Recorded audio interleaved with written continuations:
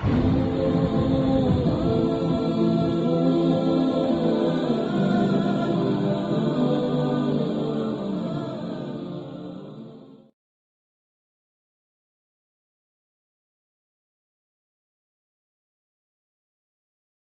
اللہ الرحمن الرحیم الحمد للہ رب العالمین والصلاة والسلام علی سید المرسلین وعلی آلہ وصحبہ اجمعین۔ آج 7ویں پارے میں سورہ مائدہ کی آیت نمبر 109 سے شروع کریں گے۔ آیت نمبر 109 سے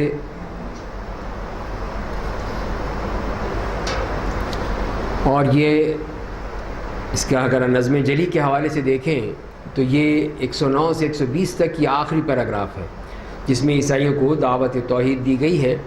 تو اس دن قیامت کے مناظر پیش کر کے اللہ تعالیٰ نے حضرت عیسیٰ کے درمیان مکالمہ نقل کیا ہے۔ اللہ کا حضرت عیسیٰ علیہ السلام کا مکالمہ ہے، اور پھر حضرت عیسیٰ کے معجزات نقل کر کے عیسائیوں کو قیامت کے عذاب سے ڈرایا گیا ہے۔ تو اس طرح یہ سارا ہی رکوع جو ہے وہ حضرت عیسیٰ علیہ السلام کے بارے میں، اور پھر قیامت کے دن بھی ان کا پھر اللہ تعالیٰ سے جو مکالمہ ہے اس کا بھی تذکرہ فرمایا گیا ہے، یہی بتانے کے لیے کہ حضرت عیسیٰ علیہ السلام اللہ کے بندے اور اس کے رسول ہیں، اور اسی بنیاد پہ اللہ تعالیٰ نے ان سے پوچھا تھا، انہوں نے اس کا جواب دیا۔ تو یہی وہ مکمل توحید نظر آ رہی ہے جو کہ اللہ تعالیٰ نے حضرت عیسیٰ علیہ السلام کے حوالے سے بیان کر دی ہے۔ آئیے شروع کرتے ہیں۔ بسم اللہ الرحمن الرحیم۔ یوم یجمع اللہ الرسل فیقول ماذا اجبتم۔ اللہ تعالیٰ جب روز قیامت تمام رسولوں کو جمع کرے گا تو ان سے پوچھے گا کہ تمہیں تمہارے دعوت حق کا قوموں کی طرف سے کیا جواب ملا؟ تو خوف و دہشت کے مارے صرف اتنا کہیں گے کہ ہمیں کوئی خبر نہیں، بے شک تو ہی تمام غیبی امور کو جاننے والا ہے۔ تو اس آیت کریمہ میں اللہ تعالیٰ نے مومن بندوں کو قیامت کی ہولناکیوں سے ڈرایا ہے کہ اس دن اور تو اور انبیاء کرام جو ہیں وہ بھی خوف و دہشت کے مارے بات نہیں کریں گے۔ تو ان کا حال بھی یہ ہوگا جیسے اللہ تعالیٰ نے ان سے پوچھے گا کہ ان کی قوموں کی طرف سے انہیں کیا جواب ملا۔ تو رعب و دہشت کا یہ عالم ہوگا کہ ان کا جواب جانتے ہوئے بھی اس کا علم اللہ کے حوالے کر دیں گے۔ تو جب انبیاء کرام اور رسول کرام کا یہ حال ہے تو باقی لوگوں کا کیا حال ہوگا، وہ پھر کس طرح وہاں پہ بات کر سکیں گے۔ تو دوسری بات یہ بھی ہے کہ جو فرمایا کہ ماذا اجبتم، تمہیں کیا جواب دیا گیا، تو اس سے بعض لوگوں نے کہا ہے کہ اللہ تعالیٰ نے یہ نہیں کہا کہ ان قوموں نے تمہیں کیا جواب دیا، بلکہ یہ پوچھا تمہیں کیا جواب دیا گیا۔ تو یہ غصے کا جواب ہے، غصے کی بات ہے۔ اس سے معلوم ہوتا ہے کہ اللہ تعالیٰ اس کا غصہ اس وقت اپنے عروج پر ہوگا کہ میرے یہ انبیاء کرام رسول کرام اور ان کے ساتھ ان قوموں نے کیا معاملہ کیا۔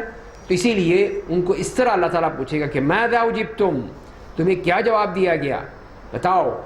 تو یہ اس طرح پوچھنے کا معاملہ ہی ہے، جیسے کہ حدیث میں بھی آتا ہے کہ آپ نے یہ فرمایا کہ میرا رب اس دن اتنا غضبناک ہوگا کہ نہ اس سے پہلے کبھی اتنا ہوا اور نہ کبھی اس کے بعد ہوگا۔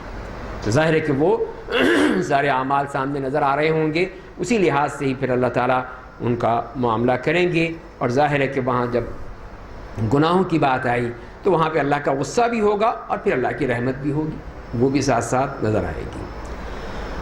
اس کے بعد حضرت عیسیٰ علیہ السلام کے یہ مکالمہ نظر آتا ہے جس میں یا ان کی تمام معجزات کا بھی تذکرہ ہے کہ جب اللہ تعالیٰ کہے گا اے عیسیٰ ابن مریم، تم اپنے اوپر اور اپنی والدہ پر میرے احسان کو یاد کرو، جب میں نے روح القدس یعنی جبریل کے ذریعے تمہاری مدد کی، تم لوگوں سے ماں کی گود میں اور ادیڑ عمر میں باتیں کرتے تھے، جب میں نے تمہیں کتاب و حکمت اور تورات و انجیل کی تعلیم دی، جب تم مٹی سے میرے حکم سے چڑیا کی شکل بناتے تھے، پھر اس میں پھونک مارتے تھے تو میرے حکم سے وہ ایک چڑیا یا پرندہ بن جاتا تھا، اور پیدائشی اندھے اور برس کے مریض کو میرے حکم سے اچھا کر دیتے تھے، اور میرے حکم سے مردوں کی قبر سے زندہ نکالتے تھے، اور جب میں نے بنی اسرائیل کو تمہیں کوئی تکلیف پہنچانے سے روک دیا، جب تم ان کے پاس نشانیاں لے کر آئے تو ان کے کافروں نے کہا یہ تو کھلا ہوا جادو ہے۔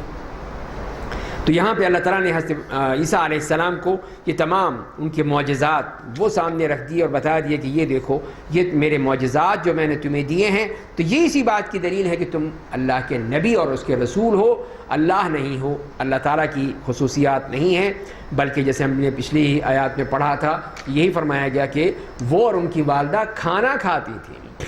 تو کھانا کھانے والا کون ہو سکتا ہے؟ وہ انسان ہے، وہ کوئی الہ نہیں ہو سکتا، کوئی معبود نہیں ہو سکتا۔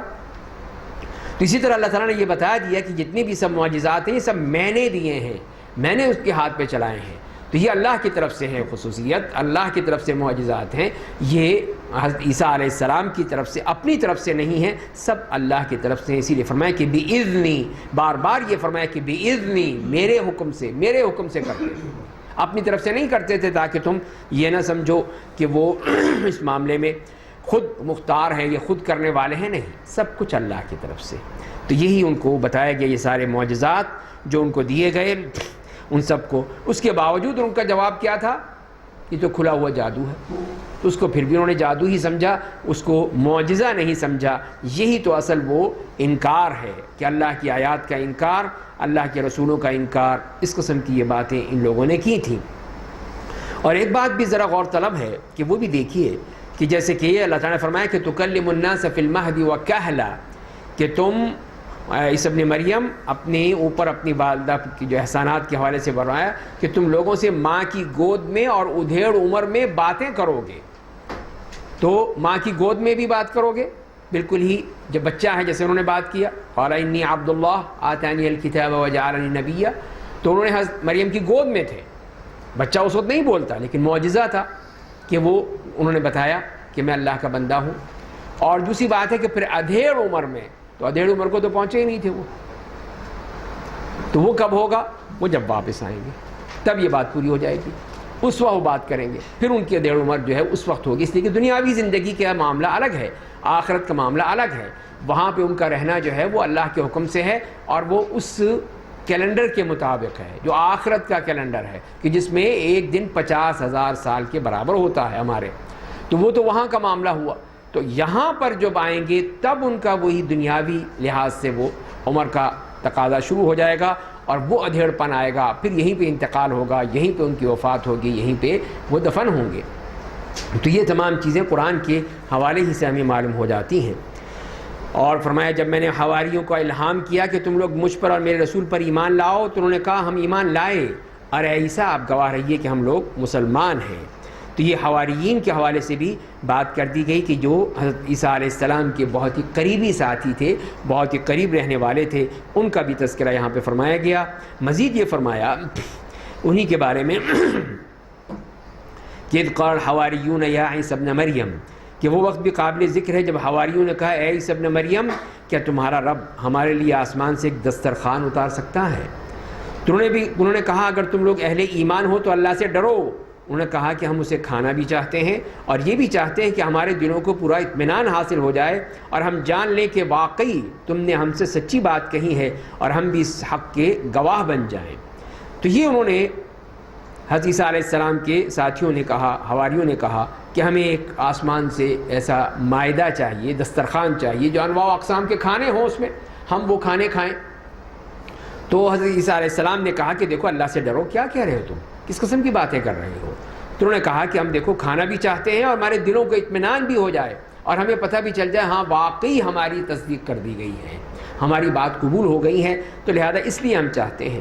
تو پھر حضرت عیسیٰ نے دعا کر دیا اللہ تعالیٰ سے، قال عیسی ابن مریم اللہم ربنا انزل علینا مائدۃ من السماء، تو عیسی ابن مریم نے کہا اے اللہ، اے ہمارے رب، تو ہمارے لیے آسمان سے ایک دسترخوان اتار دے جو ہمارے اول آخر سب کے لیے عید کا موقع بن جائے، اور تیری جانب سے میری صداقت کی ایک نشانی بھی بن جائے، اور تو ہمیں روزی عطا فرما، اور تو بہت ہی بہتر روزی دینے والا ہے۔ تو اس طرح حضرت عیسیٰ علیہ السلام نے ان کے کہنے پر دعا کر دی کہ اللہ تعالیٰ کی مرضی ہے، وہ دے یا نہ دے اس کا معاملہ ہے، لیکن انہوں نے دعا کر دی۔ تو اللہ تعالیٰ نے پھر جواب فرمایا کہ میں وہ دسترخوان تمہارے لیے اتار رہا ہوں، بس اگر تم میں سے کسی نے اس کے بعد کفر کی راہ اختیار کی تو میں اسے ایسا عذاب دوں گا جیسے میں نے دنیا والوں میں سے کسی کو نہیں دیا ہوگا۔ تو یہ دیکھیے پھر اللہ تعالیٰ کی طرف سے یہ آ گیا کہ میں ٹھیک ہے میں اتار دیتا ہوں، تمہیں مل جائے گا، وہ کھانا ملے گا، لیکن یہ یاد رکھنا کہ اگر اس کے بعد بھی پھر تم نے کوئی کفر کا معاملہ کیا تو پھر میں نہیں چھوڑوں گا، پھر میں تمہیں معاف نہیں کروں گا، پھر تمہارے ساتھ وہ سلوک کروں گا جو میں نے کسی کے ساتھ نہیں کیا ہے، اس لیے کہ تم نے ایک چیز مانگی خود اور پھر اس کو تم نے قبول نہیں کیا یا تم نے کفر کیا۔ اور جیسے کہ ترمذی کی روایت آتی ہے، حضرت عمار بن یاسر رضی اللہ تعالیٰ عنہ سے روایت ہے کہ رسول اللہ صلی اللہ علیہ وسلم نے فرمایا ہے کہ آسمان سے مائدہ نازل ہوا جس میں روٹی اور گوشت تھا، اور انہیں حکم دیا کہ وہ نہ وہ خیانت کریں اور نہ کل کے لیے جمع کریں، لیکن انہوں نے خیانت کی اور جمع کر کے کل کے لیے رکھ چھوڑا، تو اللہ تعالیٰ نے ان کو بندر اور سور بنا دیا۔ تو یہ ہے اللہ تعالیٰ کی سے مانگنا، اور مانگ کر پھر اس کی توہین کرنا، خیانت کرنا، اور جب منع کیا تھا کہ دیکھو اس کو رکھنے کی ضرورت نہیں ہے، اس میں اللہ تعالیٰ اور دے دے گا تمہیں، صبر کرو، قناعت کرو، شکر ادا کرو اور مل جائے گا، اگلے دن اور کھانا آ جائے گا، لیکن اس کو رکھنے کی ضرورت نہیں ہے۔ انہوں نے رکھنا شروع کر دیا اگلے دن کے لیے، تو اللہ تعالیٰ نے کہا ٹھیک ہے، دیکھو پھر میں تمہیں نہیں چھوڑوں گا، اور وہی سخت سزا دی گئی جیسے کہ اس حدیث سے معلوم ہوتا ہے۔ اور وہ وقت بھی قابل ذکر ہے جب اللہ نے کہا اے عیسی ابن مریم، کیا تم نے لوگوں سے کہا تھا کہ مجھے اور میری ماں کو اللہ کے سوا معبود بنا لینا؟ تو انہوں نے کہا تیری ذات ہر عیب سے پاک ہے، میرے لیے ہرگز مناسب نہیں ہے کہ میں وہ بات کہوں جو میرا حق نہیں، اگر یہ بات میں نے کہی ہے تو تجھے اس کا پوری خبر ہے، تو میرے دل کی چھپی باتوں کو جانتا ہے، میں تیرے دل کی کوئی بات نہیں جانتا، بے شک تو تمام غیبی امور کا جاننے والا ہے۔ تو یہاں پہ پھر اللہ تعالیٰ کا خطاب حضرت عیسیٰ علیہ السلام، اور یہ قیامت کے دن، اس دن نصارہ کے سامنے جنہوں نے عیسیٰ اور ان کی والدہ مریم کو اللہ کا معبود بنا لیا تھا، تو اس وقت ان کے سامنے یہ کہا تھا، پوچھا جائے گا اتمام حجت کے لیے، اللہ تعالیٰ جانتا ہے، لیکن صرف ان کی زبانی اللہ تعالیٰ کہلوانا چاہتا ہے کہ وہ کیا کہتے ہیں۔ تو ان سے پوچھا کہ کیا تم نے کہا تھا کہ مجھے اور میری ماں کو خدا بنا لینا اللہ کو چھوڑ کر؟ تو فوراً کیا فرماتے ہیں کہ سبحانک، اے اللہ تو پاک ہے، یہ میں کیسے کہہ سکتا ہوں ایسی بات، انا اقول ما لیس لی بحق، کہ جو بات حق نہیں وہ میں کہہ ہی نہیں سکتا، کہنا ہی ناممکن ہے، کیسے میں کہہ سکتا ہوں کہ مجھے خدا بنا لو، میری ماں کو خدا بنا لو، یہ میں نے نہیں کہا ہے۔ اگر میں نے کہا ہوتا تو اللہ تیرے علم میں ہوتا، تو جانتا، تو سب کچھ جانتا ہے، تو میرے دل کے حال بھی جانتا ہے، یہ تو زبان کی باتیں ہیں، تو پھر میں کیسے کہہ سکتا ہوں؟ تو یہ اللہ تعالیٰ ان کی زبان سے کہلوا کر عیسائیوں کو بتانا چاہتا ہے کہ دیکھو تم نے کتنی غلط باتیں کہی ہیں، کتنا تم نے اللہ کے بارے میں اور پھر حضرت مریم کے بارے میں، حضرت عیسیٰ علیہ السلام کے بارے میں تم نے کیا گورکھ دھندا بنایا ہوا ہے۔ اور پھر وہ یہ کہتے ہیں کہ ما قلت لهم الا ما امرتنی به، میں نے تو ان سے وہی بات کہی تھی جس کا تو نے مجھے حکم دیا تھا، اے اللہ جو تو نے کہا تھا، اے اللہ کے بندو تم لوگ اللہ کی عبادت کرو جو میرا اور تم سب کا رب ہے۔ تو میں نے یہ الفاظ کہے تھے کہ میرا اور تمہارا رب ہے، تو میں نے خدا اپنے آپ کو نہیں کہا تھا، اللہ تجھے کہا تھا کہ تو میرا بھی رب ہے، ان کا بھی رب ہے۔ تو پھر یہ کیسے ہو سکتا ہے کہ میں ایسی بات کہوں؟ اور میں جب تک ان کے درمیان رہا ان کے اعمال پر شاہد رہا، میں جانتا تھا کیا کر رہے ہیں، آنکھوں سے دیکھ رہا تھا۔ پس جب تو نے مجھے اٹھا لیا تو اس کے بعد تو ہی ان کے اعمال سے باخبر رہا اور تو ہی ہر چیز کا نگہبان ہے۔ تو یہ انہوں نے صاحب بتا دیا کہ جب تک میں موجود تھا مجھے پتا تھا میں اس کا شاہد ہوں، گواہ ہوں، حاضر ہوں، ذمہ دار ہوں، اللہ پوچھ لے مجھ سے، لیکن اس کے بعد پھر یہ میرا معاملہ نہیں ہے، پھر مجھے کیا پتا۔ تو ظاہر ہے کہ انبیاء کرام کو مرنے کے بعد پھر خبر نہیں ہوتی، وہ تو غیب کی باتیں ہو جاتی ہیں، پھر ان کو نہیں معلوم ہوتی، جو اللہ صرف ان کو بتائے تو ان کو نہیں معلوم ہوتا ہے۔ اسی لیے نبی کریم صلی اللہ علیہ وسلم کے بارے میں جیسے آتا ہے قیامت کے دن جب وہ حوض کوثر پہ ہوں گے اور اپنے دستے مبارک سے پانی پلا رہے ہوں گے تو کچھ لوگ آئیں گے تو فرشتے ان کو دھکے دیں گے، پیچھے ہٹائیں گے، نکل جاؤ، دفع ہو جاؤ، ہٹ جاؤ۔ تو آپ کہیں گے کہ تو میری امت کے لوگ ہیں، کیوں پیچھے دھکیل رہے ہو ان کو، کیوں ان کو ہٹا رہے ہو؟ تو فرشتے کہیں گے کہ رسول اللہ آپ کو نہیں معلوم کہ ان لوگوں نے آپ کے بعد آپ کے دین کا کیا حلیہ بگاڑا تھا، طرح طرح کی بدعات خرافات کیا کچھ ڈال دی تھی، لا تدری ما احدثوا بعدک، آپ کو نہیں معلوم کہ آپ کے بعد انہوں نے کیا کچھ کیا تھا، کیا کچھ اس میں بدعات اور خرافات ڈال دی تھی، آپ کے دین کا بالکل حلیہ بگاڑ دیا تھا ان لوگوں نے۔ تو جب یہ سنیں گے تو آپ فرمائیں گے سحقاً سحقاً لمن بدل دینی، کہ دور ہو جاؤ، دور ہو جاؤ جنہوں نے دین بدل دیا، میری باتوں کو بدل ڈالا۔ تو پھر رسول اللہ بھی ان کو دور کر دیں گے۔ اس کا مطلب یہ ہے کہ آپ کو ان کے بارے میں نہیں معلوم تھا اور آپ نے ان کے بارے میں یہ کہہ دیا، اور پھر آپ نے یہی کہا کہ میں یہی کہوں گا جو اللہ کے نیک بندے عیسیٰ نے کہا تھا کہ وَكُنْتُ عَلَيْهِمْ شَهِيدًا مَا دُمْتُ فِيهِمْ فَلَمَّا تَوَفَّيْتَنِي كُنْتَ أَنْتَ الرَّقِيبَ عَلَيْهِمْ۔ تو ان سے پھر یہ کہا جائے گا کہ یہ لوگ آپ کے دنیا کے رخصت ہو جانے کے بعد ہر لمحہ پیچھے ہوتے چلے گئے، دین سے دور ہوتے چلے گئے۔ تو یہاں پہ بھی حضرت عیسیٰ علیہ السلام نے یہی کہا کہ اللہ مجھے نہیں معلوم میرے بعد کیا ہوا۔ تو فلما توفیتنی، جب تو نے مجھے اٹھا لیا، تو یہ وفات کا لفظ ہے، وفات کا لفظ جو ہے قرآن کریم میں 3 معنوں میں آیا ہے. ایک تو ہے موت کے معنی میں، جسے قرآن نے کہا کہ اللہ تعالیٰ نے فرمایا اللہ یتوفی الانفس حین موتها، کہ جب اللہ تعالیٰ موت کے وقت ان کی روحیں قبض کرتا ہے، موت کے معنی میں. دوسرا معنی آتا ہے نیند کے معنی میں، سونے کے معنی میں، جیسے فرمایا سورہ انعام میں وَهُوَ الَّذِي يَتَوَفَّاكُمْ بِاللَّيْلِ، جو کہ رات میں تمہیں وفات، تو یہ وفات تھوڑی ہوتی ہے، تو نیند ہوتی ہے، تو وہ نیند کے معاملے سے آیا. اور تیسرا ہے اٹھا لینے کے حوالے سے، اٹھانے کے حوالے سے. اس کے بارے میں جیسے سورہ آل عمران کی آیت ہم پہلے پڑھ چکے ہیں، اذ قال اللہ یا عیسیٰ انی متوفیک ورافعک الی، تمہیں اٹھا کے اور اپنی طرف تجھے لینے والا ہوں. تو یہاں پر بھی یہی فرمایا کہ فلما توفیتنی، تو اس کا مطلب یہ نہیں ہے کہ وہی لوگ جو اس کا انکار کرتے ہیں ان کے بارے میں جیسے میں نے پہلے بھی عرض کیا تھا کہ وہ قرآن کریم کی آیت کو سمجھیں، صرف ایک لفظ دے کے یہ نہ سمجھے کہ بس یہی معنی ہے اور کوئی معنی نہیں ہے. یہ تو قرآن ہے، سمندر ہے کہ جس میں ایک نہیں، دو نہیں، کتنے معانی اور مفہوم ہو سکتے ہیں ایک ہی بات کے، جسے اللہ تعالیٰ نے استعمال کیا. ابھی آپ نے دیکھ لیا وفات کے 3 الفاظ معنی آ رہے ہیں. تو یہاں پہ بھی مراد یہی ہے کہ فلما توفیتنی، اے اللہ جب تو نے مجھے اٹھا لیا. تو اللہ تعالیٰ نے پھر وہ ان کی بات کا یہ نہیں کہا کہ نہیں میں نے تو، بلکہ یہی مراد ہے کہ وہ ان کو جب اٹھا لیا، جیسے کہ سورہ آل عمران میں ہم پڑھ چکے ہیں. اور اس کے بعد دیکھیے کیا زبردست بات کہی حضرت عیسیٰ علیہ السلام نے کہ ان تعذبہم فإنہم عبادک، اگر تو نے عذاب دے گا تو بے شک وہ تیرے بندے ہیں، اور اگر تو نے معاف کر دے گا تو بے شک تو زبردست بڑی حکمتوں والا ہے. تو یہ اس بات کی دلیل ہے کہ اللہ تعالیٰ کی طرف چھوڑ دیا انہوں نے اور کہا کہ اب تیرے معاملہ ہے، تیری مشیت ہے، تیری مرضی ہے. اگر تو عذاب دیتا ہے تو تیرے بندے ہیں، میں کیا کر سکتا ہوں، تو جو چاہے کرے. اور اگر تو معاف کر دے تو واقعی تو اس کے قابل ہے. انک انت العزیز الحکیم، تو غالب اور حکمت والا ہے، تو زبردست ہے، تو جو چاہے کر لے. اس طرح حضرت عیسیٰ علیہ السلام نے اس بات کی طرف چھوڑ دیا.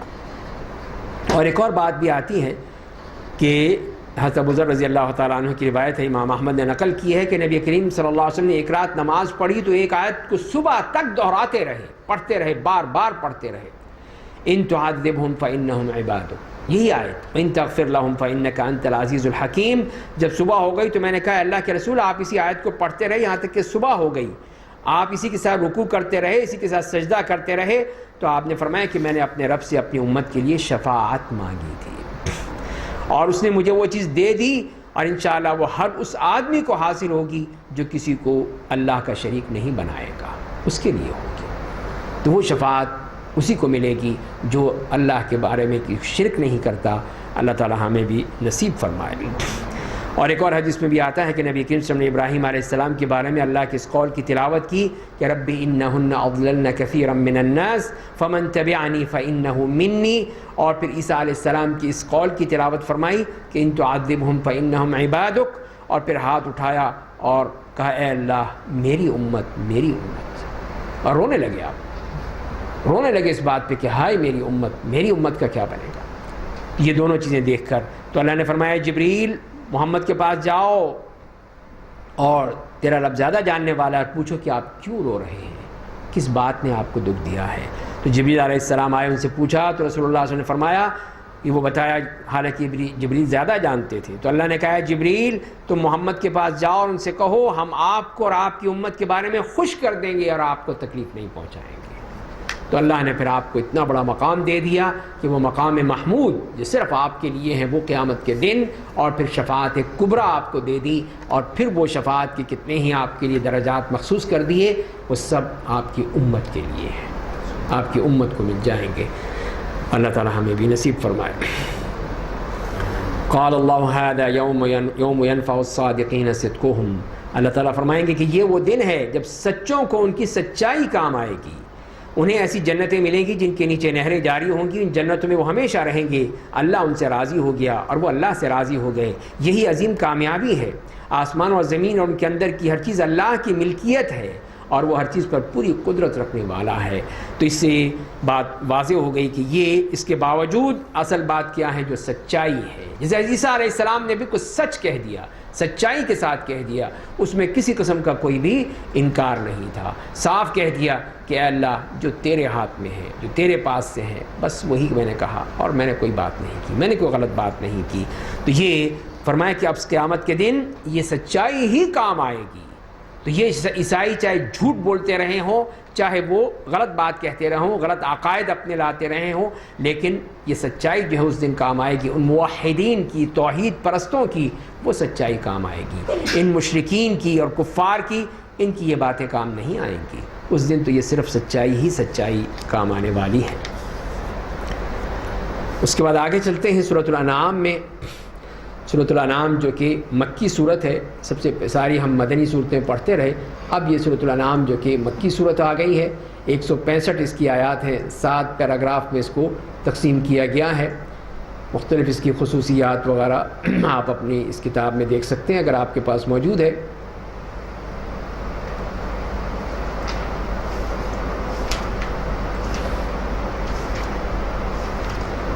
تو 7 پیراگراف جیسے میں نے عرض کیا کہ پہلا پیراگراف جو ہے آیت 1 سے 73 تک، پہلے پیراگراف میں مشرکین مکہ بنی اسماعیل سے مناظرہ اور مجادلہ کر کے ان کے خلاف فرد جرم عائد کی گئی ہیں۔ تو یہاں پہ یوں کہہ لیجیے پوری چارٹ شیٹ ہے ان کے خلاف کہ جو ان کے سارے اعتراض تھے، جس میں یہ ہے کہ وہ شک میں مبتلا ہیں، ہر محکم دلیل کے باوجود اعراض و اجتناب کا رویہ اختیار کرتے ہیں، حق کو جھٹلا کر اس کا مذاق اڑاتے ہیں، قرآن کو کھلا جادو سمجھتے ہیں۔ ان آیات میں یہ بیان کیا۔ اس کے بعد پھر ضدی اور ہٹ دھرم ہیں، کسی دلیل پر غور نہیں کرتے ہیں، قرآن کو پچھلی کہانیاں کہہ کر ٹال دیتے ہیں، روز قیامت نادم و شرمسار ہوں گے، منکر آخرت ہیں، صرف دنیا کی زندگی تسلیم کرتے ہیں، حسی معجزات کا مطالبہ کرتے ہیں، اور پھر ان کے سامنے سارے توحید کے آفاقی دلائل، انفسی دلائل، تاریخی دلائل سب اللہ تعالیٰ نے پیش کر دیے تاکہ ان کے اوپر اتمام حجت ہو جائے کہ اللہ تعالیٰ نے ہر چیز جو ہے وہ بیان کر دی ہے، کوئی چیز چھوڑی نہیں ہے، ترک نہیں کی ہے۔ تو یہ پہلے ہم 73 آیات میں یہ دیکھتے ہیں جو ہمیں اس میں ملے گا۔ تو بسم اللہ الرحمن الرحیم، الحمد للہ الذی خلق السماوات والارض وجعل الظلمات والنور ثم الذین کفروا بربہم یعدلون۔ تمام تعریفیں اللہ کے لیے ہیں جس نے آسمان اور زمین کو پیدا کیا ہے اور جس نے تاریکیاں روشنی بنائی ہے، پھر بھی اہل کفر دوسروں کو اپنے رب کے برابر قرار دیتے ہیں۔ تو یہ ایک طرف اللہ تعالیٰ کی تخلیقات، اس کے انعامات، اور اس کے باوجود اس کے ساتھ کسی کو شریک بنانا کتنا بڑا ظلم، کتنی بڑی زیادتی ہے۔ فرمایا کہ اسی نے تمہیں مٹی سے پیدا کیا، پھر موت کا ایک وقت مقرر کر دیا، اس کے نزدیک دوبارہ اٹھائے جانے کا ایک اور مقررہ وقت ہے، پھر تم اس میں شبہ کرتے ہو، اور آسمان اور زمین میں صرف وہی اللہ عبادت کے لائق ہے۔ وہ تمہارے پوشیدہ اور ظاہر سب احوال کو جانتا ہے، تمہارے تمام اعمال کی خبر رکھتا ہے۔ تو یہاں پر ان کی موت کا بتا دیا ہے کہ موت کا وقت مقرر ہے، اور پھر اس کے بعد تم نے دوبارہ بھی اٹھنا ہے، اس کا بھی ایک مقررہ وقت ہے، وہ بھی بتا دیا، لیکن تم اس میں شبہات کرتے ہو، شبہ ظاہر کرتے ہو۔ تو یہ ان کی اس بات کی طرف اشارہ کہ ایک تو ان کا وہ شرک اللہ کے ساتھ، پھر بعث بعد الموت اس کا انکار، دونوں چیزیں جو ان کی تھیں اس کا یہاں پہ تذکرہ فرمایا دیا گیا۔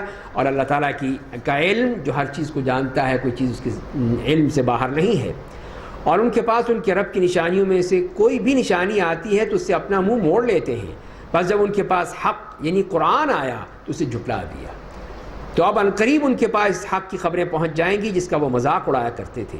تو یہاں پہ یہ ان کا اعتراض یا ان کی ایک صفت کہ صاف انکار، حق کا انکار۔ تو قرآن کریم بھی ہو سکتا ہے، نبی کریم صلی اللہ علیہ وسلم کی ذات اقدس بھی ہو سکتی ہے، دونوں کا انکار۔ تو یہ انکار کرتے تھے، اور فرمایا کہ سب کچھ تمہیں پتہ چل جائے گا۔ کیا انہوں نے دیکھا نہیں ہے کہ ہم نے ان سے پہلے بہت سی جماعتوں کو ہلاک کر دیا، جنہیں ہم نے سرزمین پر ایسی قوت و سطوت دی تھی جو ہم نے تمہیں نہیں دی، اور ان کے لیے خوب بارش برسائی، ان کے نیچے نہریں جاری کر دی، پھر ان کے گناہوں کی وجہ سے انہیں ہلاک کر دیا، ان کے بعد دوسری امتوں کو پیدا کیا۔ تو یہ ان کو نصیحت کی جا رہی ہے کہ اللہ تعالیٰ صرف عذاب ہی نہیں دیتا ہے، اس سے پہلے سب کچھ دیتا ہے، ان کی رسی دراز کر دیتا ہے، ان کو آسمان سے بارش بھی ہوتی ہے، ہر طرح کی نعمتیں بھی ملتی ہیں، کھانے پینے کو بھی ملتا ہے، سب کچھ ملتا ہے، اور پھر جب وہ انکار کرتے ہیں تب اللہ تعالیٰ پھر ان کو پکڑ لیتا ہے۔ تو یہ ہر ایک کے ساتھ ہوا ہے، پچھلی قوموں کے ساتھ بھی ہوا ہے، تو دیکھو تمہارے ساتھ بھی ہو سکتا ہے۔ اور فرمائیں کہ اگر ہم آپ پر کاغذ پر لکھی ہوئی کوئی کتاب نازل کرتے جسے وہ لوگ اپنے ہاتھوں سے چھوتے تو بھی اہل کفر یہی کہتے وہ تو کھلا ہوا جادو ہے. تو یہ اس بات کی طرف ان کا شدت استکبار کہ انہوں نے یہ کہا کہ اگر اللہ اپنے رسول پر کاغذ پر لکھی ہوئی کوئی کتاب نازل فرمائے تو ہم ایمان لے آئیں گے، پھر ہم مان لیں گے. تو اسی کا جواب دیا گیا اگر واقعی اللہ تعالیٰ مان بھی لے، ایک کتاب لکھی ہوئی آئے، باقاعدہ پرنٹ ہوئی ہوئی ہو، وہاں سے آئے تمہارے سامنے رکھ دی جائے، تم کہو گے یہ کیا ہوا، یہ تو کھلا ہوا جادو ہے، یہ کہاں سے آ گئے، پھر بھی نہیں مانو گے تم. تو یہی فرمایا کہ یہی تو انسانی فطرت ہے کہ وہ ہر چیز جو کہ سمجھ میں نہ آئے اسے فوراً جادو بنا دیتا ہے، اسے کچھ اور قرار دیتا ہے کہ یہ کوئی ما فوق الفطرت کام ہو رہا ہے. تو اس وقت ظاہر ہے کہ وہاں کہاں تھی یہ چیزیں، وہاں لکھنے کا اس قسم کا تصور تھا ہی نہیں. تو اب اگر کوئی لکھی ہوئی چیز آتی باقاعدہ پرنٹ شکل میں یا تحریری شکل میں تو فوراً کہتے یہ کہاں سے آ گئے، یہ تو جادو ہے. تو وہی اللہ تعالیٰ فرما رہے ہیں کہ تمہارے تو کوئی ٹھکانہ ہی نہیں ہے، بات ہی نہیں مانو گے تم. جب تمہارے سامنے یہ بھی رکھ دیں گے تم اس کو بھی انکار کر دو گے. وقالوا لولا انزل علیہ ملک. پھر ایک اور ان کا اعتراض کہ کافروں نے کہا اس پر کوئی فرشتہ کیوں نہیں اتارا گیا. کوئی فرشتے ہوتے، باڈی گارڈ ہوتے، آگے پیچھے دائیں بائیں اس کے پوری ایک سیکورٹی زون ہوتا، اس میں چلتا، پھر نظر آتا کہ واقعی یہ نبی ہے. تو جو اس کی نبوت کی شہادت دیتا، اگر ہم فرشتہ اتار دیتے تو معاملے کا فیصلہ ہو جاتا، پھر انہیں مہلت نہیں دی جاتی، یعنی انہیں ہلاک کر دیا جاتا. پھر اللہ تعالیٰ کیسے برداشت کرتے کہ اللہ تعالیٰ کے ساتھ اس کے ساتھ فرشتے دیں نبی کریم صلی اللہ علیہ وسلم کے ساتھ، اور پھر کوئی انکار کرے. فرشتے تو اس کی وہیں گردن دبوچ لیتے، وہیں اس کو ختم کر دیتے. تو یہی تو اللہ تعالیٰ نے آسانی فرما دی کہ ان کو عذاب اس وقت تک نہیں ہوا جب تک کہ رسول اللہ موجود تھے. آپ کی زندگی میں تو عذاب آیا ہی نہیں ان کے پاس، صرف ان کی ویسے ہی پٹائی ہوتی رہی، کہیں غزوات میں، کہیں اور دوسرے مسائل میں، لیکن کوئی عذاب ان پر نہیں آیا. اور اگر ہم اس شاہد کی حیثیت سے کسی فرشتے کو تجویز کرتے تو اسے مرد بناتے اور ان کے لیے وہی شبہ پیدا کر دیتے جس میں وہ پہلے سے پڑے ہوئے ہیں. تو یہ سب ان کی طرف سے یہ باتیں بھی کہ فرشتہ کیوں نہیں بھیجا، اور پھر یہ مذاق بھی کہ یہ کتاب کیوں نہیں لائے، فلاں کیوں نہیں کیا، یہ تمام چیزیں وہ اعتراضات جو وہ طرح طرح کے گھڑتے رہتے تھے. اور آپ سے پہلے کے رسولوں کا بھی مذاق اڑایا گیا تو ان کا مذاق اڑانے والوں کو اسی عذاب میں آ لیا جس کا وہ مذاق اڑایا کرتے تھے. تو یہ کتنا فرق اللہ تعالیٰ نے بتا دیا کہ پچھلی قوموں کے ساتھ تو ایک ہی واسطہ تھا کہ اگر وہ مذاق کریں گے اور اپنے نبی کو تنگ کریں گے تو عذاب آ جائے گا. اور پھر پچھلی قوموں کے حالات قرآن بتا رہا ہے، سورہ اعراف میں ہم پڑھیں گے کہ کس طرح جن قوموں نے انکار کیا، مذاق اڑایا، اللہ نے ان کو بالکل نیست و نابود کر ڈالا، ختم کر ڈالا. تو یہ تو ان کے ساتھ اللہ کی رحمت ہے کہ اللہ نے ان کو ختم نہیں کیا، ان کو اور موقع دیا اور موقع دیا، ان کی رسی دراز ہوتی چلی گئی. اسی لیے فرمایا کہ تم اگر دیکھنا چاہتے ہو تو ذرا نکلو، آپ کہیے کہ زمین کی سیر کرو، پھر دیکھو کہ جھٹلانے والوں کا انجام کیا ہوا. اگر تمہیں سمجھ میں نہیں آتی بات تو نکلو ذرا، پھر جزیرے عرب سے جاؤ، ذرا ادھر شام کے علاقے میں دیکھو، پھر قوم لوط کا علاقہ دیکھو، قوم صالح کا علاقہ دیکھو، دوسرے علاقے دیکھو، ان کے ابھی تک وہ اثرات موجود ہیں، ابھی تک ان کے وہ کھنڈرات موجود ہیں، ذرا ان کو دیکھو. تو آپ پوچھیے کہ آسمان اور زمین میں جو کچھ ہے وہ کس کا ہے؟ آپ کہہ دیجئے کہ اللہ کا ہے، اس نے رحمت کو اپنے اوپر لازم کر لیا ہے. وہ بے شک تم سب کو قیامت کے دن اکٹھا کرے گا جس کے آنے میں کوئی شبہ نہیں ہے. جن لوگوں نے ایمان و عمل کے اعتبار سے اپنا خسارہ کر لیا وہ ایمان نہیں لائیں گے. تو یہ اللہ کی وہ صفت بیان کر دی گئی کہ وہ رحیم ہے، رحمان ہے، اس کی رحمت ہے، اس نے اپنے اوپر رحمت لکھ دی ہے. تو اگر تم ایمان لے آؤ گے سارے گناہ معاف کر دے گا، تمہیں بالکل اپنی رحمت میں داخل کر دے گا. آخر مسئلہ اصل وہ ایمان کا ہے، اور جو کچھ رات اور دن میں وقوع پذیر ہوتا ہے اسی کے حکم سے ہوتا ہے، اور وہ سب سے زیادہ سننے والا، سب سے زیادہ جاننے والا ہے. آپ کہیے کہ کیا میں اللہ کے سوا کسی اور کو اپنا دوست اور مولا بنا لوں جو آسمان اور زمین کا پیدا کرنے والا ہے اور وہ سب کو روزی دیتا ہے اور اسے روزی نہیں دی جاتی؟ آپ کہیے مجھے حکم دیا گیا ہے کہ میں پہلا مسلمان بنوں اور کہا گیا ہے کہ تم مشرک مت بنو. تو یہ نبی کریم صلی اللہ علیہ وسلم کو کہا جا رہا ہے کہ آپ کہہ دیجئے کہ کیسے ہو سکتا ہے کہ آسمان اور زمین کے پیدا کرنے والے کو چھوڑ کر میں کسی اور کو مان لوں جس کے ہاتھ میں کچھ بھی نہیں ہے، اور اس کو جو کہ کھلاتا ہے، خود نہیں کھاتا، اس کو ضرورت نہیں ہے، وہ بے نیاز ہے، وہ تو ہمیں کھلا رہا ہے. تو اس کے علاوہ اور کون ہو سکتا ہے ایسا کہ جس میں یہ دو صفات پائی جائیں؟ تو میں اس کو مان لوں؟ یہ ممکن ہی نہیں ہے. میں تو اس کو سب سے پہلے اس کو مسلمان ہوں، سب سے پہلے میں ماننے والا ہوں. اور فرمایا کہ وَلَا تَكُونَنَّ مِنَ الْمُشْرِكِينَ، اور مشرکوں میں سے مت ہو جائیے گا. قل انی اخاف ان عصیت ربی عذاب یوم عظیم، آپ کہیے کہ اگر میں اپنے رب کی نافرمانی کروں گا تو مجھے یوم عظیم، روز قیامت کے عذاب کا ڈر ہے۔ اس دن جس آدمی سے عذاب کو ٹال دیا جائے گا اس پر اللہ رحم کر دے گا، اور یہی کھلی کامیابی ہے۔ اور اگر اللہ تمہیں کسی تکلیف میں مبتلا کر دے تو اللہ کے سوا کوئی اسے دور کرنے والا نہیں ہے۔ اگر وہ تمہیں کوئی بھلائی پہنچانا چاہے تو وہ ہر چیز پر پوری قدرت رکھنے والا ہے، اور وہ اپنے بندوں پر غالب ہے، اور وہ بڑی حکمتوں والا، پوری خبر رکھنے والا ہے۔ یہ سب اللہ تعالیٰ کی وہ صفات بیان کر دی گئیں کہ یہ دیکھو، یہ ہے نفع نقصان کا مالک اللہ ہے۔ کوئی خیر ہو، شر ہو، بیماری ہو، تکلیف ہو، صحت ہو، شفا ہو، سب اللہ کے ہاتھ میں ہے، اس کی طرف سے ہے۔ تو جب وہ مالک ہے تو اسی کو مانو، پھر اسی کی عبادت کرو۔ ادھر ادھر تم کیوں دوسروں کی باتیں مانتے ہو؟ اور وہ فرمایا کہ آپ پوچھئے کس چیز کی شہادت سب سے بڑی ہے؟ آپ کہیے میرے اور تمہارے درمیان گواہ اللہ ہے، اور یہ قرآن مجھے بذریعہ وحی دیا گیا ہے تاکہ اس کے ذریعے تمہیں اور اس ہر شخص کو ڈراؤں جس تک اس قرآن کو پیغام پہنچے۔ تو کیا تم واقعی اس بات کی گواہی دو گے کہ اللہ کے ساتھ دوسرے معبود بھی ہیں؟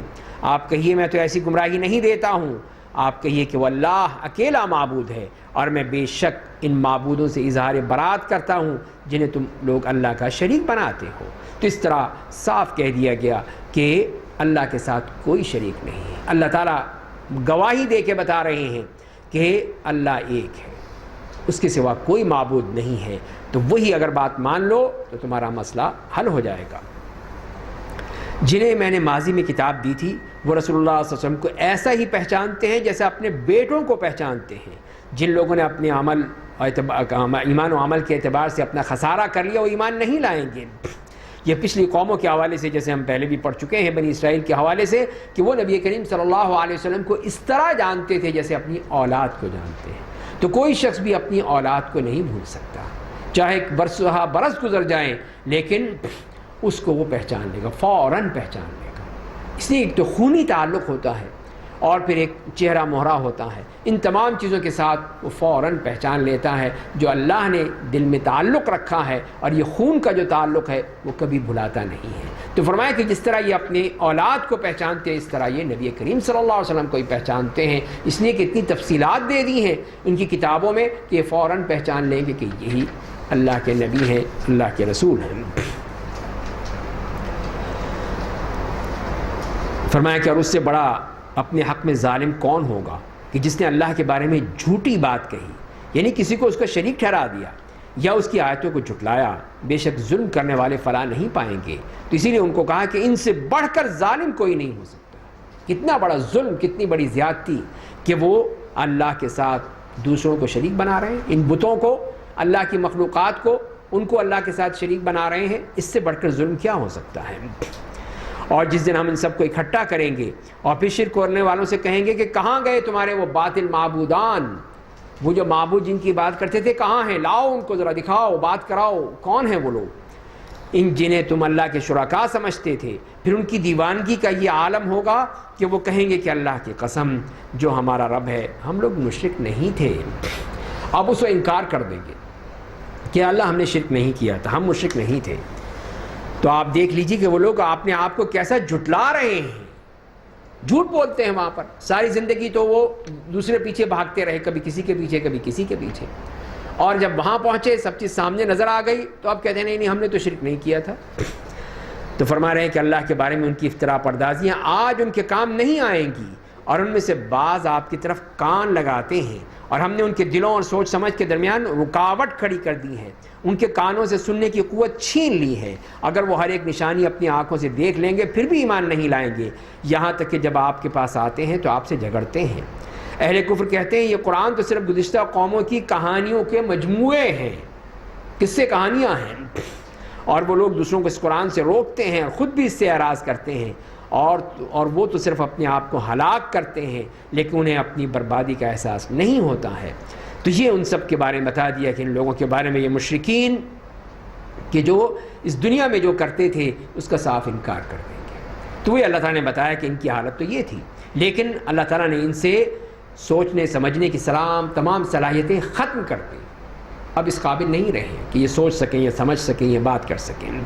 تو اسی لیے صرف یہ کہہ دیتے ہیں کہ تو قصے کہانیاں ہیں، سب باتیں ہیں، وَلَوْ تَرَىٰ إِذْ وُقِفُوا عَلَى النَّارِ، اگر آپ انہیں دیکھیں گے جب جہنم کے پاس لا کر کھڑے کیے جائیں گے تو آپ ان کی حالت زار دیکھ کر تعجب کریں گے، تو وہ کہیں گے کاش ہم دوبارہ دنیا کی طرف لوٹا دیے جاتے اور اپنے رب کی آیتوں کو نہ جھٹلاتے اور ایمان والوں میں سے ہو جاتے۔ تو اس وقت جب کہ جہنم کو اپنی آنکھوں سے دیکھ رہے ہوں گے، اس وقت کہیں گے کہ یا لیتنا نرد ولا نکذب، کہ کاش ہمیں لوٹا دیا جائے تو ہم نہیں جھٹلائیں گے، اب ہم نہیں کریں گے۔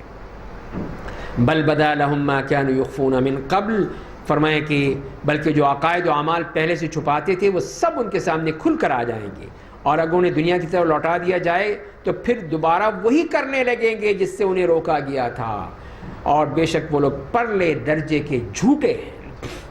تو اللہ تعالیٰ نے ان کی خصلت بیان کر دی کہ اگر ہم نے لوٹا بھی دیا بالفرض محال، اگر لوٹا بھی دیا تو پھر کیا کہیں گے کہ پھر وہیں ہو جائیں گے، پھر اسی طرح کہ تو ہم نے ایک خواب جیسے دیکھا تھا، اب ہم دوبارہ پھر اسی کی طرف آ گئے۔ تو فرمایا کہ یہ ان کی حالت ہے کہ یہ کہاں سمجھنے والے ہیں، نہیں سمجھیں گے۔ وَقَالُوا إِنْ هِيَ إِلَّا حَيَاتُنَا الدُّنْيَا، اور انہوں نے کہا کہ ہماری اس دنیاوی زندگی کے بعد اب کوئی زندگی نہیں ہوگی، ہم دوبارہ نہیں اٹھائے جائیں گے۔ اور آپ اگر انہیں دیکھ لیں گے جب اپنے رب کے سامنے کھڑے کیے جائیں گے تو ان کی حالت پر تعجب کریں گے کہ اللہ کہے گا کیا یہ زندگی برحق نہیں ہے؟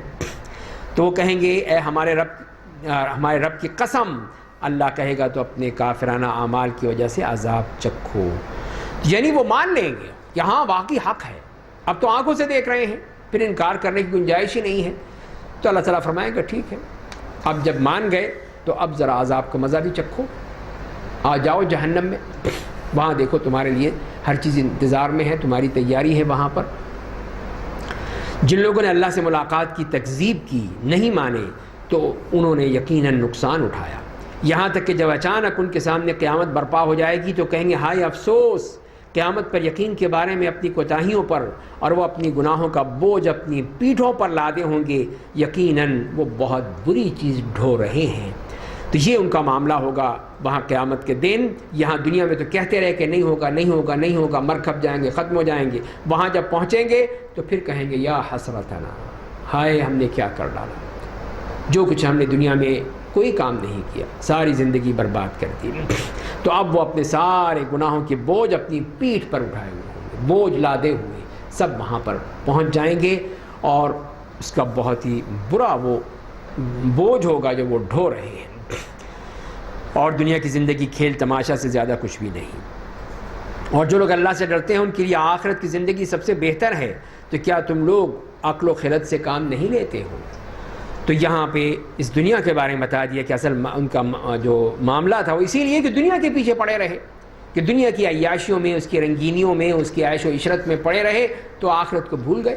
اب ان کے لیے برداشت کرنا مشکل تھا کہ کسی طرح وہ اس کو برداشت کریں، اس لیے کہ وہ دنیا چھوڑنی پڑتی ہے، دنیا چھوڑ کر ہی پھر آخرت ملتی ہے۔ تو یہی فرمایا کہ دنیا تو سوائے کھیل کود اور تماشے کے اور کچھ بھی نہیں ہے۔ ہم خوب جانتے ہیں کہ آپ کو کافروں کی باتیں مغموم بنا دیتی ہیں، بس وہ آپ کو نہیں جھٹلاتے، لیکن یہ ظالم لوگ اللہ کی آیتوں کا انکار کرتے ہیں۔ تو نبی کریم صلی اللہ علیہ وسلم کو بھی تسلی دی جاتی ہے، ظاہر آپ کو دکھ ہوتا تھا، آپ کو تکلیف ہوتی تھی، آپ مغموم ہو جاتے تھے کہ آخر یہ بات کیوں نہیں مانتے میری، کیوں نہیں سمجھتے۔ اور پھر مزید آپ کو تسلی دی گئی کہ یار آپ سے پہلے بہت سے رسول جھٹلائے گئے، تو انہوں نے اپنی تکذیب اور ایذا پہنچانے جانے پر صبر کیا، برداشت کیا، یہاں تک کہ ہماری مدد ان تک آ پہنچی۔ اللہ کے کلام کو کوئی بدلنے والا نہیں، اور آپ کو گزشتہ رسولوں کی کچھ خبریں پہنچ چکی ہیں۔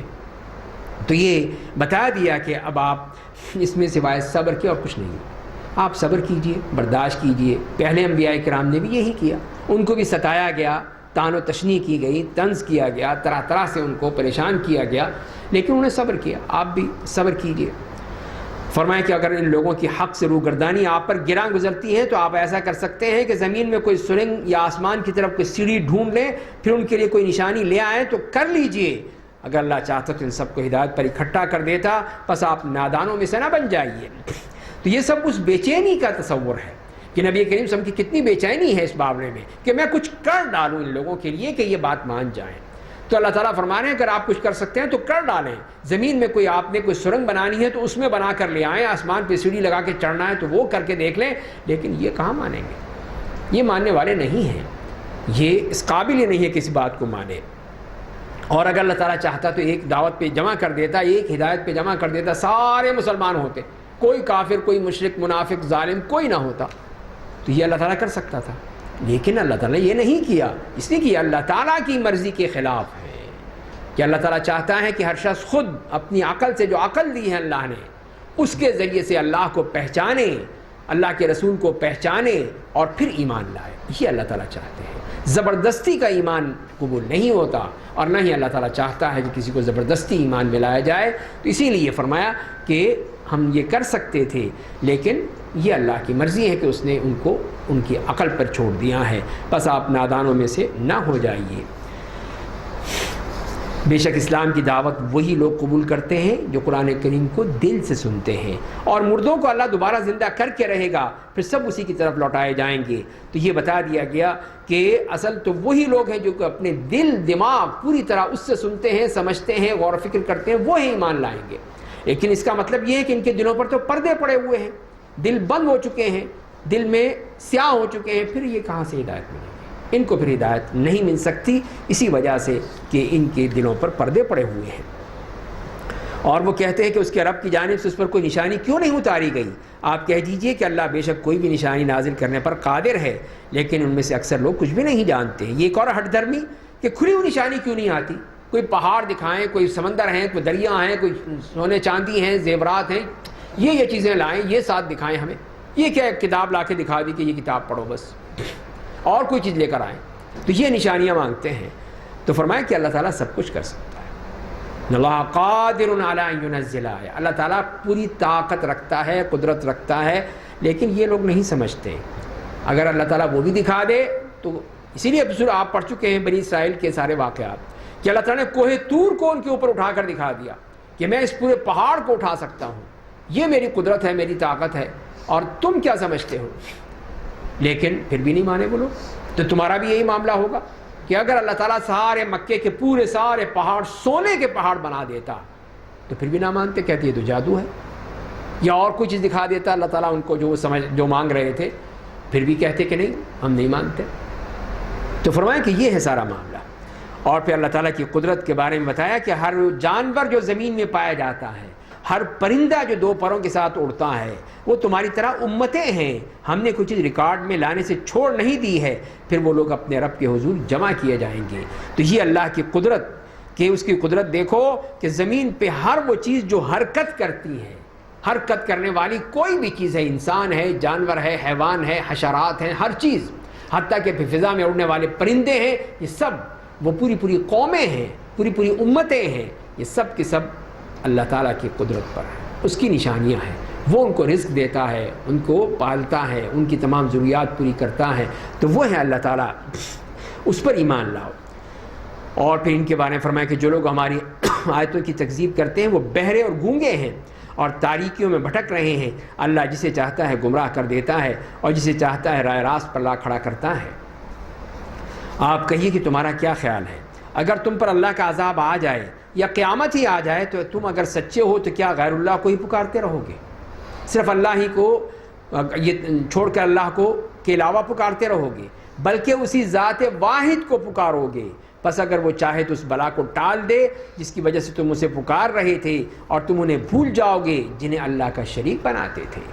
تو یہ اس بات کی طرف واضح اشارہ ہے کہ جب قیامت آ جائے گی یا کوئی عذاب آ گھیرے گا تو تم پھر ان معبودوں کو نہیں پکارو گے، پھر اللہ کو پکارو گے، پھر اسی کو پکارنے لگو گے. جسے کئی دفعہ مثال دی قرآن نے کہ جب سمندر میں ہوتے ہیں، کشتی بھنور میں پھنس جاتی ہیں، طوفان آ جاتا ہے، موجیں اوپر ان کو اچھالنے لگتی ہیں، پھر کہتے ہیں کہ یا اللہ یا اللہ یا رب یا رب، پھر اللہ کو پکارنے لگتے ہیں. پھر کیوں نہیں پکارتے لات کو، عزا کو، منات کو، ہبل کو کیوں نہیں پکارتے؟ پھر یہ تو ہمارے ہی مشرک اس حد تک پہنچ جاتے ہیں کہ اس وقت بھی کہتے ہیں کہ یا عبد القادر جیلانی یا غوث اعظم یا غوثہ، اس کو پکارتے ہیں. کتنی بدبختی ہے کہ اس سے اچھے تو وہی مشرک اچھے تھے کہ جو مصیبت کے وقت اللہ کو پکارتے تھے، اللہ تعالیٰ ان کے لیے راستے کھول دیتا تھا. اور یہ آج کا مشرک یہ پھر بھی اللہ کو نہیں پکارتا. تو اس وقت بھی وہی کہ عبد القادر آئے گا وہی بیڑی پار کرے گا میری. تو دیکھیے کس حد تک یہ ذہن بگڑ چکے ہیں.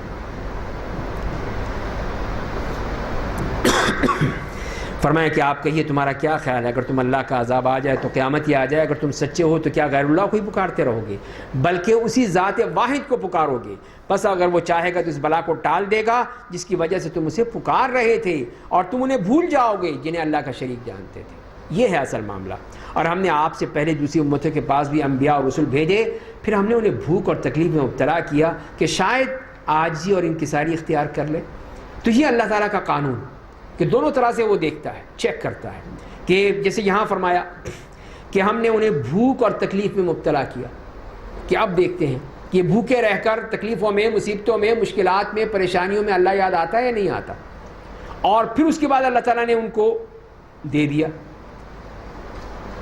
کہ جیسے اگلی آیت میں آ رہا ہے، پھر جب ہمارا عذاب ان پر نازل ہو گیا تو انہیں عاجزی کیوں نہیں اختیار کی، لیکن ان کے دل سخت ہو گئے، شیطان نے ان کے کرتوتوں کو ان کے سامنے خوبصورت بنا کر پیش کر دیا، اور پھر جب انہوں نے اس چیز کو بھلا دیا جس کے ذریعے انہیں اللہ کی یاد دلائی تھی تو ہم نے ان کے اوپر ہر چیز کے دروازے کھول دیے۔ یہ دوسرا طریقہ، پہلے مصیبت کے ذریعے سے، تنگی کے ذریعے سے، مشکلات اور پریشانیوں کے ذریعے سے، اور پھر عیش و عشرت کے ذریعے سے، دونوں طرح اللہ تعالیٰ نے چیک کیا کہ کیا کرتے ہیں، یہاں تک کہ جب ان چیزوں پر جو انہیں دی گئی تھی خوب خوش ہونے لگے کہ واہ کتنی ساری چیزیں ہیں، کیا یاشیاں ہیں، کیا یہ چیزیں مل رہی ہیں، بڑے خوش ہو گئے، بڑے اس میں وہ مزے کرنے لگے، تو ہم نے اچانک ان کو پکڑ لیا، پھر اللہ کا عذاب آ گیا، تو پھر حسرت و یاس ان کی قسمت بن گئی اور ظالم قوم کی جڑ ہی کاٹ دی گئی، اور تمام تعریفیں اللہ رب العالمین کے لیے ہیں۔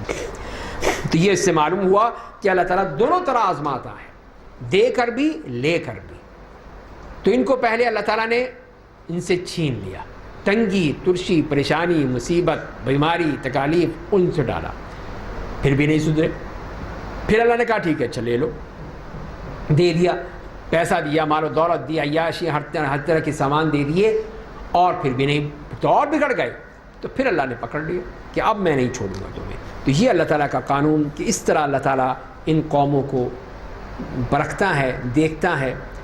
فرمایا کہ آپ پوچھیے تمہارا کیا خیال ہے، اگر اللہ تمہارے کان اور تمہاری آنکھیں لے لے، تمہارے دلوں پر مہر لگا دے، تو کیا اللہ کے علاوہ کوئی معبود ہے جو وہ چیزیں تمہیں دوبارہ عطا کر دے؟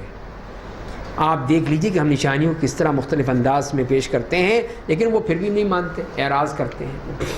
تو یہی بتا دیا اللہ تعالیٰ نے کہ بتاؤ کہ اللہ تعالیٰ یہ تمہاری سماعت، تمہاری بصارت، تمہارے دلوں کو بند کر دے تو کون ہے جو تمہیں یہ سماعت اور بصارت دے سکتا ہے؟ کون تمہارے دل کو صاف کر سکتا ہے، ہدایت دے سکتا ہے، توفیق دے سکتا ہے؟ کون ہے؟ لیکن ان کی بات سمجھ میں نہیں آتی۔ قل ارائیتکم ان اتاکم عذاب اللہ، آپ کہیے تمہارا کیا خیال ہے اگر اللہ کا عذاب تم پر اچانک یا کھلے عام آ جائے تو کیا ظالم قوم کے علاوہ کوئی اور ہلاک کیا جائے گا؟ اور ہم اپنے انبیاء اور رسول صرف اس لیے بھیجتے ہیں تاکہ وہ انسانوں کو جنت کی خوشخبری دیں، جہنم سے ڈرائیں۔ پس جو لوگ ایمان لائیں گے اور عمل صالح کریں گے انہیں نہ مستقبل کا کوئی خوف لاحق ہوگا، نہ ماضی کا کوئی غم ہوگا، اور جو لوگ ہماری آیتوں کو جھٹلائیں گے انہیں ان کی نافرمانیوں کی وجہ سے ہمارا عذاب پکڑ لے گا۔ تو یہ اللہ تعالیٰ کی طرف سے انبیاء کرام کا طریقہ کہ مبشر بھی، منذر بھی، بشیر بھی، نذیر بھی، دونوں طرح سے ہیں۔ تو اصل چیز ایمان اور عمل ہے، ایمان لے آئے، اصلاح کر لی، تو پھر وہ اللہ کی طرف سے ان کے لیے آسانیاں ہی آسانیاں ہیں۔ تو آپ کہہ دیجئے کہ میں تمہیں یہ نہیں کہتا کہ میرے پاس اللہ کے خزانے ہیں، نہ میں غیب جانتا ہوں، نہ میں تم سے کہتا ہوں کہ میں فرشتہ ہوں، میں تو صرف اس وحی کی اتباع کرتا ہوں جو مجھ تک بھیجی جاتی ہیں۔ آپ کہیے کہ اندھا اور دیکھنے والا برابر ہو سکتے ہیں؟ کیا تم لوگ سوچتے نہیں اس بات کو؟ تو یہ ان لوگوں کے بارے میں فرمایا کہ آپ ان سے کہہ دیجئے کہ میرے پاس کوئی خزانے نہیں۔ تم جو مانگتے رہتے ہو کہ یہ لاؤ وہ لاؤ، یہ کرو وہ کرو، یہ دکھاؤ وہ دکھاؤ، تو میرے پاس کوئی خزانے رکھے ہیں یہاں پر؟ میرے پاس کوئی غیب کا علم ہے اور میں کوئی فرشتہ ہوں؟ نہیں، تمام چیزوں سے بالکل میں برتر ہوں، الگ ہوں، انسان ہوں، جو اللہ کے انسان کے وہ ہوں میں بس۔ تو یہ تم جو طرح طرح کی چیزیں مانگ مانگ کے یہ کہتے ہو کہ تاکہ سمجھیں کہ تو واقعی نبی ہے، تو یہ، اور پھر فرما دیا کہ اندھا اور بینا برابر نہیں ہو سکتے، دونوں برابر نہیں ہو سکتے۔ تو پھر یہی تمہارا معاملہ ہے کہ تم اندھے ہو چکے ہو، تم بات کو سمجھنے کی کوشش نہیں کرتے ہو، ایک بینا کی طرح سمجھو، دیکھو تو بات سمجھ ہی آئے گی۔ اور اس قرآن کے ذریعے آپ ان لوگوں کو واضح نصیحت کیجئے جو اپنے رب کے حضور جمع کیے جانے سے ڈرتے ہیں، جب اس ذات باری تعالیٰ کے علاوہ ان کا نہ کوئی دوست ہوگا نہ کوئی سفارشی، شاید کہ وہ تقویٰ کی راہ اختیار کر لیں۔ اور آپ ان لوگوں کو مت بھگائیے جو صبح و شام اپنے رب کو پکارتے ہیں، اس کی خوشنودی چاہتے ہیں، آپ کو ان کا حساب نہیں دینا اور نہ انہیں آپ کا حساب دینا ہے، بس آپ انہیں اگر بھگا دیں گے تو یہ ظالموں میں سے ہو جائیں گے۔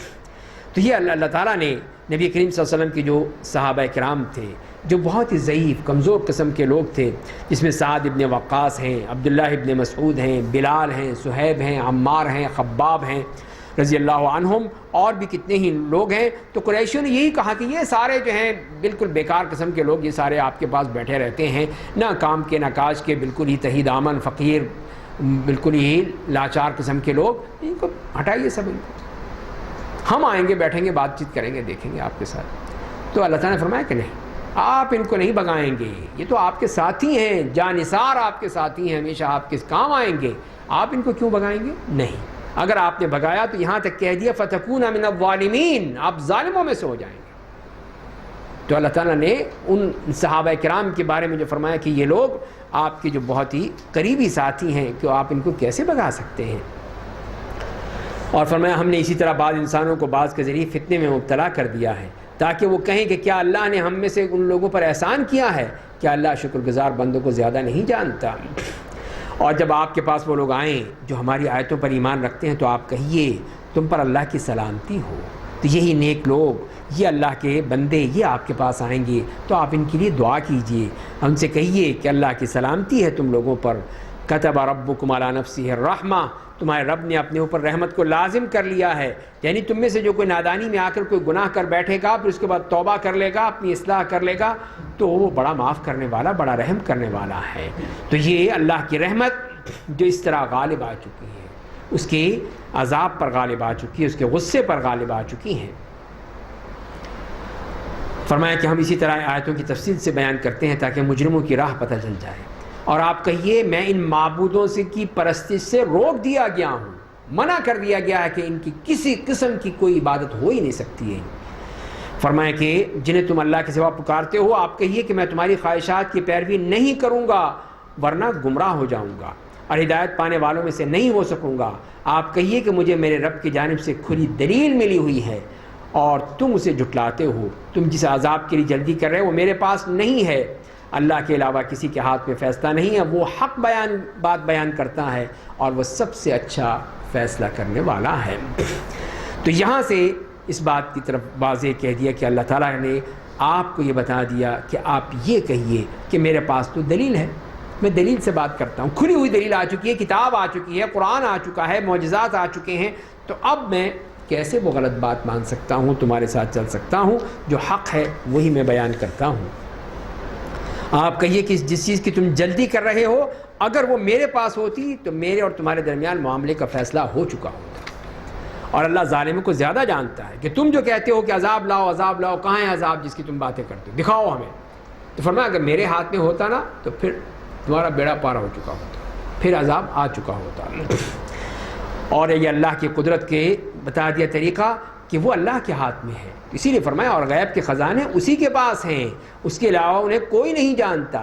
وہ خشکی اور سمندر کی ہر چیز کی خبر رکھتا ہے، اگر ایک پتا بھی گرتا ہے تو وہ اسے جانتا ہے، اگر ایک دانہ بھی زمین کی تاریکیوں میں گرتا ہے اور کوئی بھی تازہ کوئی بھی خشک تو وہ اللہ کی روشن کتاب میں موجود ہے۔ تو یہ اللہ کے ہاں سب چیزیں محفوظ ہیں، اس کے علم میں ہے، کوئی جس کے علم سے باہر نہیں ہے، تو وہ ہر چیز کو جانتا ہے۔ میں یہ کام نہیں کر سکتا جو میرے علم میں نہیں ہے۔ اور وہی ہے جو رات کے وقت تم پر نیند طاری کرتا ہے، یتوفاکم باللیل، جس کی ابھی بات ہوئی تھی، تو یہ ہے نیند کے حوالے سے اس کو فرمایا گیا ہے، اور دن کے وقت جو تم کرتے ہو اس کی خبر رکھتا ہے، پھر دن میں تمہیں دوبارہ اٹھاتا ہے تاکہ زندگی کی مقررہ مدت پوری کی جائے، پھر تمہیں اسی کی پاس لوٹ کر جانا ہے، پھر تمہیں تمہارے کیے کی خبر دے گا، اور وہ اپنے بندوں پر پوری طرح غالب ہے، اور وہ تم پر نگراں فرشتے بھیجتا ہے، یہاں تک کہ جب تم میں سے کسی کی موت کا وقت آ جاتا ہے تو ہمارے فرشتے اس کی روح قبض کر لیتے ہیں، اور اس کے بارے میں وہ کوئی بھی کوتاہی نہیں کرتے ہیں۔ تو یہ ہے حفظہ، یرسل علیکم حفظہ۔ یہ حفظہ کون ہے؟ یہ وہ فرشتے ہیں جو انسان کے آگے پیچھے ہر وقت اس کی حفاظت کرتے رہتے ہیں۔ تو سیکیورٹی کا انتظام تو ہے ہمارے پاس، ہمیں کوئی ضرورت نہیں ہے، کوئی بلٹ پروف گاڑی کی ضرورت نہیں ہے، کوئی اور کسی گورنر کی، وزیر اعظم کی ضرورت نہیں ہے جو ہماری ضمانت دے. ہمارے ساتھ تو اللہ کے یہ فرشتے موجود ہیں، یہ اللہ نے مقرر کر رکھے ہیں. اور اسی لیے فرمایا کہ جب موت کا وقت آ جاتا ہے تو پھر وہ فرشتے اپنی ڈیوٹی ختم کر دیتے ہیں، دوسرے فرشتے آتے ہیں، وہ روح قبض کر کے اللہ کے یہاں لے جاتے ہیں، بات ختم ہو گئی. یہ اتنی سی بات ہے بس. تو جب اللہ کی طرف سے ایک سیکورٹی موجود ہے، یہ باڈی گارڈز موجود ہیں، یہ حفاظہ، یہ فرشتے موجود ہیں، تو پھر ہمیں پریشان ہونے کی کیوں ضرورت ہوتی ہے کہ ہم یہ آگے پیچھے دائیں بائیں سیکورٹی گارڈز رکھیں اور یہ رکھیں اور وہ رکھیں. یہ چیزیں جو ہیں یہ وہی لوگ کرتے ہیں جو اس پہ ایمان نہیں رکھتے، جو اس کو نہیں مانتے. یہ انہی کی یہ خصلت ہوتی ہے کہ وہ ہر وقت ہر کھٹکے سے ڈرتے ہیں کہ پتہ نہیں کیا ہو جائے گا، پتہ نہیں کیا ہو جائے گا، اس پر وہ ڈرتے رہتے ہیں. تو یہ اس پر ایمان نہیں رکھتے جو اللہ نے فرمایا ہے کہ وَهُوَ الْقَاهِرُ فَوْقَ عِبَادِهِ وَيُرْسِلُ عَلَيْكُمْ حَفَظَةً، کہ وہ تمہارے لیے حفاظت کے لیے وہ فرشتے بھیجتا ہے. تو جب اس نے حفاظت کا سامان کر رکھا ہے تو ڈر کس بات کا ہے، پھر پریشانی کس چیز کی ہے. فرمایا کہ پھر انہیں اللہ کے پاس بھیجا جاتا ہے جو ان کا مولا حقیقی ہے، یقیناً فیصلہ صرف اسی کے اختیار میں ہے اور وہ سب سے جلد حساب لینے والا ہے. آپ کہیے کہ تمہیں خشکی اور سمندر کی تاریکیوں میں کون نجات دیتا ہے؟ تم اسے گڑ گڑا کر اور چپکے چپکے پکارتے ہو. اگر اس نے ہمیں اس مصیبت سے نجات دے دی تو اس کے شکر گزار بندوں میں سے ہو جائیں گے. آپ کہیے کہ اللہ ہی تمہیں اس سے اور ہر مصیبت سے نجات دیتا ہے، پھر بھی تم دوسروں کو اس کا شریک بناتے ہو. آپ کہیے کہ وہی اس پر قادر ہے کہ تم پر تمہارے اوپر سے، تمہارے پاؤں کے نیچے سے کوئی عذاب بھیج دے، یا مختلف ٹولیاں بنا کر تمہیں آپس میں الجھا دے، ایک دوسرے کے ساتھ جنگ کا مزہ چکھا دے. آپ دیکھ لیجئے ہم اپنی نشانیاں کس طرح مختلف انداز میں بیان کرتے ہیں تاکہ انہیں بات سمجھ میں آ جائے. تو یہ اللہ تعالیٰ نے مختلف انداز بتا دیے ہیں. اور مشرکین سے نے جو وعدہ کیا تھا کہ وہ مصیبت سے نجات دلانے کے بعد اللہ کے شکر گزار بندے بن جائیں گے، لیکن وعدہ بھول گئے، شرک کرنے لگے. تو آپ ان لوگوں سے کہہ دیجئے کہ اللہ کے عذاب سے امان محسوس کرنے کی کوئی وجہ نہیں ہے، بچ نہیں سکو گے. تم جو بھی مرضی کر لو، اللہ کا عذاب تو مختلف انداز میں آ سکتا ہے. یا تو تم پر آگ اور پتھروں کی بارش برسا دے گا، یا آسمان کو تم پر گرا دے گا، چاہے کوئی طوفان بھیج دے، زمین میں دھسا دے، تمہیں آپس میں لڑا دے، تم آپس میں گروہ بن کے لڑتے رہو یا ایک دوسرے کو قتل کرتے رہو. یہ سب عذاب کی شکلیں ہیں. تو یہ عذاب ہی ہے نا جو ہم پر مسلط ہوا ہے. آپس میں مسلمان لڑ رہا ہے. دیکھ لیجئے عراق میں، شام میں، ہمارے ہاں دوسری جگہ کتنے علاقوں میں وہ، اور پھر یہودیوں کے مزے ہیں، وہ مار رہے ہیں فلسطینیوں کو. تو اسی لیے کہ جب مسلمان آپس میں ہی دست و گریباں ہیں تو ان کو پوچھنے والا کوئی ہے نہیں، وہ مارے جا رہے ہیں. تو یہ حالت ہے کہ اسی لیے فرمایا کہ اللہ تعالیٰ تو اس طرح کر سکتا ہے. تم سمجھتے ہو کہ تم اللہ کے عذاب سے بچ جاؤ گے، نہیں بچ سکتے. اللہ تعالیٰ تو جس طرح چاہے تم پر یہ عذاب مسلط کر سکتا ہے. وَكَذَّبَ بِهِ قَوْمُكَ وَهُوَ الْحَقُّ، اور آپ کی قوم نے قرآن کو جھٹلا دیا حالانکہ وہ برحق کتاب ہے. آپ کہیے کہ میں تمہارا نگراں نہیں مقرر کیا گیا ہوں. ہر خبر کے وقوع پذیر ہونے کا ایک مقررہ وقت ہے اور تمہیں عنقریب معلوم ہو جائے گا. اور جب ان لوگوں کو دیکھیے جو ہماری آیتوں کے خلاف باتیں بناتے ہیں تو آپ ان سے اعراض کیجئے، یہاں تک کہ اس کے علاوہ کوئی اور بات کرنے لگیں. اگر شیطان آپ کو بھلا دے تو یاد آنے کے بعد ظالم لوگوں کے ساتھ مت بیٹھیے. تو یہاں صاف کہہ دیا گیا کہ جو اللہ کے رسول کے خلاف، دین کے خلاف باتیں کرتے ہیں ان کے ساتھ بیٹھنا ناجائز ہے، نہیں بیٹھا جا سکتا الا یہ کہ وہ اس موضوع کو چھوڑ دیں اور دوسری باتیں کرنے لگیں. لیکن وہ لوگ جو اس قسم کی باتیں کرتے ہیں ان کے ساتھ کسی قسم کا کوئی بھی معاملہ نہیں ہوگا. وما علی الذین یتقون من حسابہم من شیء، اللہ نے سے ڈرنے والوں پر ان کے حساب کی کوئی ذمہ داری نہیں ہے، لیکن انہیں نصیحت کرتے رہنا ہے شاید کہ وہ بھی اللہ سے ڈرنے لگے. تو یہاں پر بھی اور پچھلی آیات میں بھی جیسے دیکھا کہ نبی کریم صلی اللہ علیہ وسلم کو یہی کہا جا رہا ہے کہ آپ اپنا کام کرتے رہیں، نصیحت کرتے رہیں، دعوت دیتے رہیں، ہدایت کی طرف ان کو بلاتے رہیں، باقی معاملہ ہمارا ہے، ہم ان کو دیکھیں گے، آپ اپنا کام کرتے رہیے. وَذَرِ الَّذِينَ اتَّخَذُوا دِينَهُمْ، اور آپ ان لوگوں کو چھوڑ دیجئے جنہوں نے لہو و لعب کو اپنا دین بنا لیا ہے اور دنیا کی زندگی نے انہیں دھوکے میں ڈال رکھا ہے. آپ قرآن کے ذریعے نصیحت کرتے رہیے کہ کہیں کوئی شخص اپنے اعمال کی وجہ سے ہلاکت و بربادی کی طرف نہ دھکیل دیا جائے. اس کا اللہ کے سوا نہ کوئی دوست ہوگا، نہ کوئی سفارشی، اور اگر وہ ہر قسم کا معاوضہ دے گا تو اس کی طرف سے قبول نہیں کیا جائے گا۔ یہی وہ لوگ ہیں جو اپنے اعمال کی وجہ سے ہلاکت کی طرف دھکیل دیے گئے، ان کے پینے کے لیے کھولتا ہوا گرم پانی ہے، اور ان کے کفر کی وجہ سے انہیں دردناک عذاب دیا جائے گا۔ تو اسی لیے یہاں پر بھی دیکھیے اس آیت میں بھی اللہ تعالیٰ نے یہی فرمایا کہ ان لوگوں کو چھوڑ کر آپ اپنا کام کرتے ہیں، یہ لہو و لعب میں کھیل کود میں پڑے ہوئے ان لوگوں کو چھوڑ دیجئے، بس آپ اپنا کام کیجئے، باقی معاملہ ہمارے پاس ہے، جب ہمارے پاس آئیں گے پھر ہم ان کو دیکھ لیں گے۔ قُلْ نَدْعُو مِن دُونِ اللَّهِ مَا لَا يَنفَعُنَا وَلَا يَضُرُّنَا، آپ کہیے کہ ہم اللہ کے سوا ان کو پکاریں جو ہمیں نہ نفع پہنچا سکتے ہیں نہ نقصان، اور کیا اللہ کی ہدایت ہمارے پاس آ جانے کے بعد الٹے پاؤں پھر جائیں؟ اس آدمی کے معنی جسے شیطان نے بھٹکا دیا ہو اور زمین میں حیران و پریشان پھر رہا ہو، اس کے کچھ دوست بھی ہوں جو اسے سیدھی راہ کی طرف بلا رہے ہوں کہ ہمارے پاس آ جاؤ، آپ کہیے کہ اصل ہدایت تو اللہ کی ہدایت ہے، اور ہمیں حکم دیا گیا ہے کہ رب العالمین کے سامنے سر تسلیم خم کر دیں۔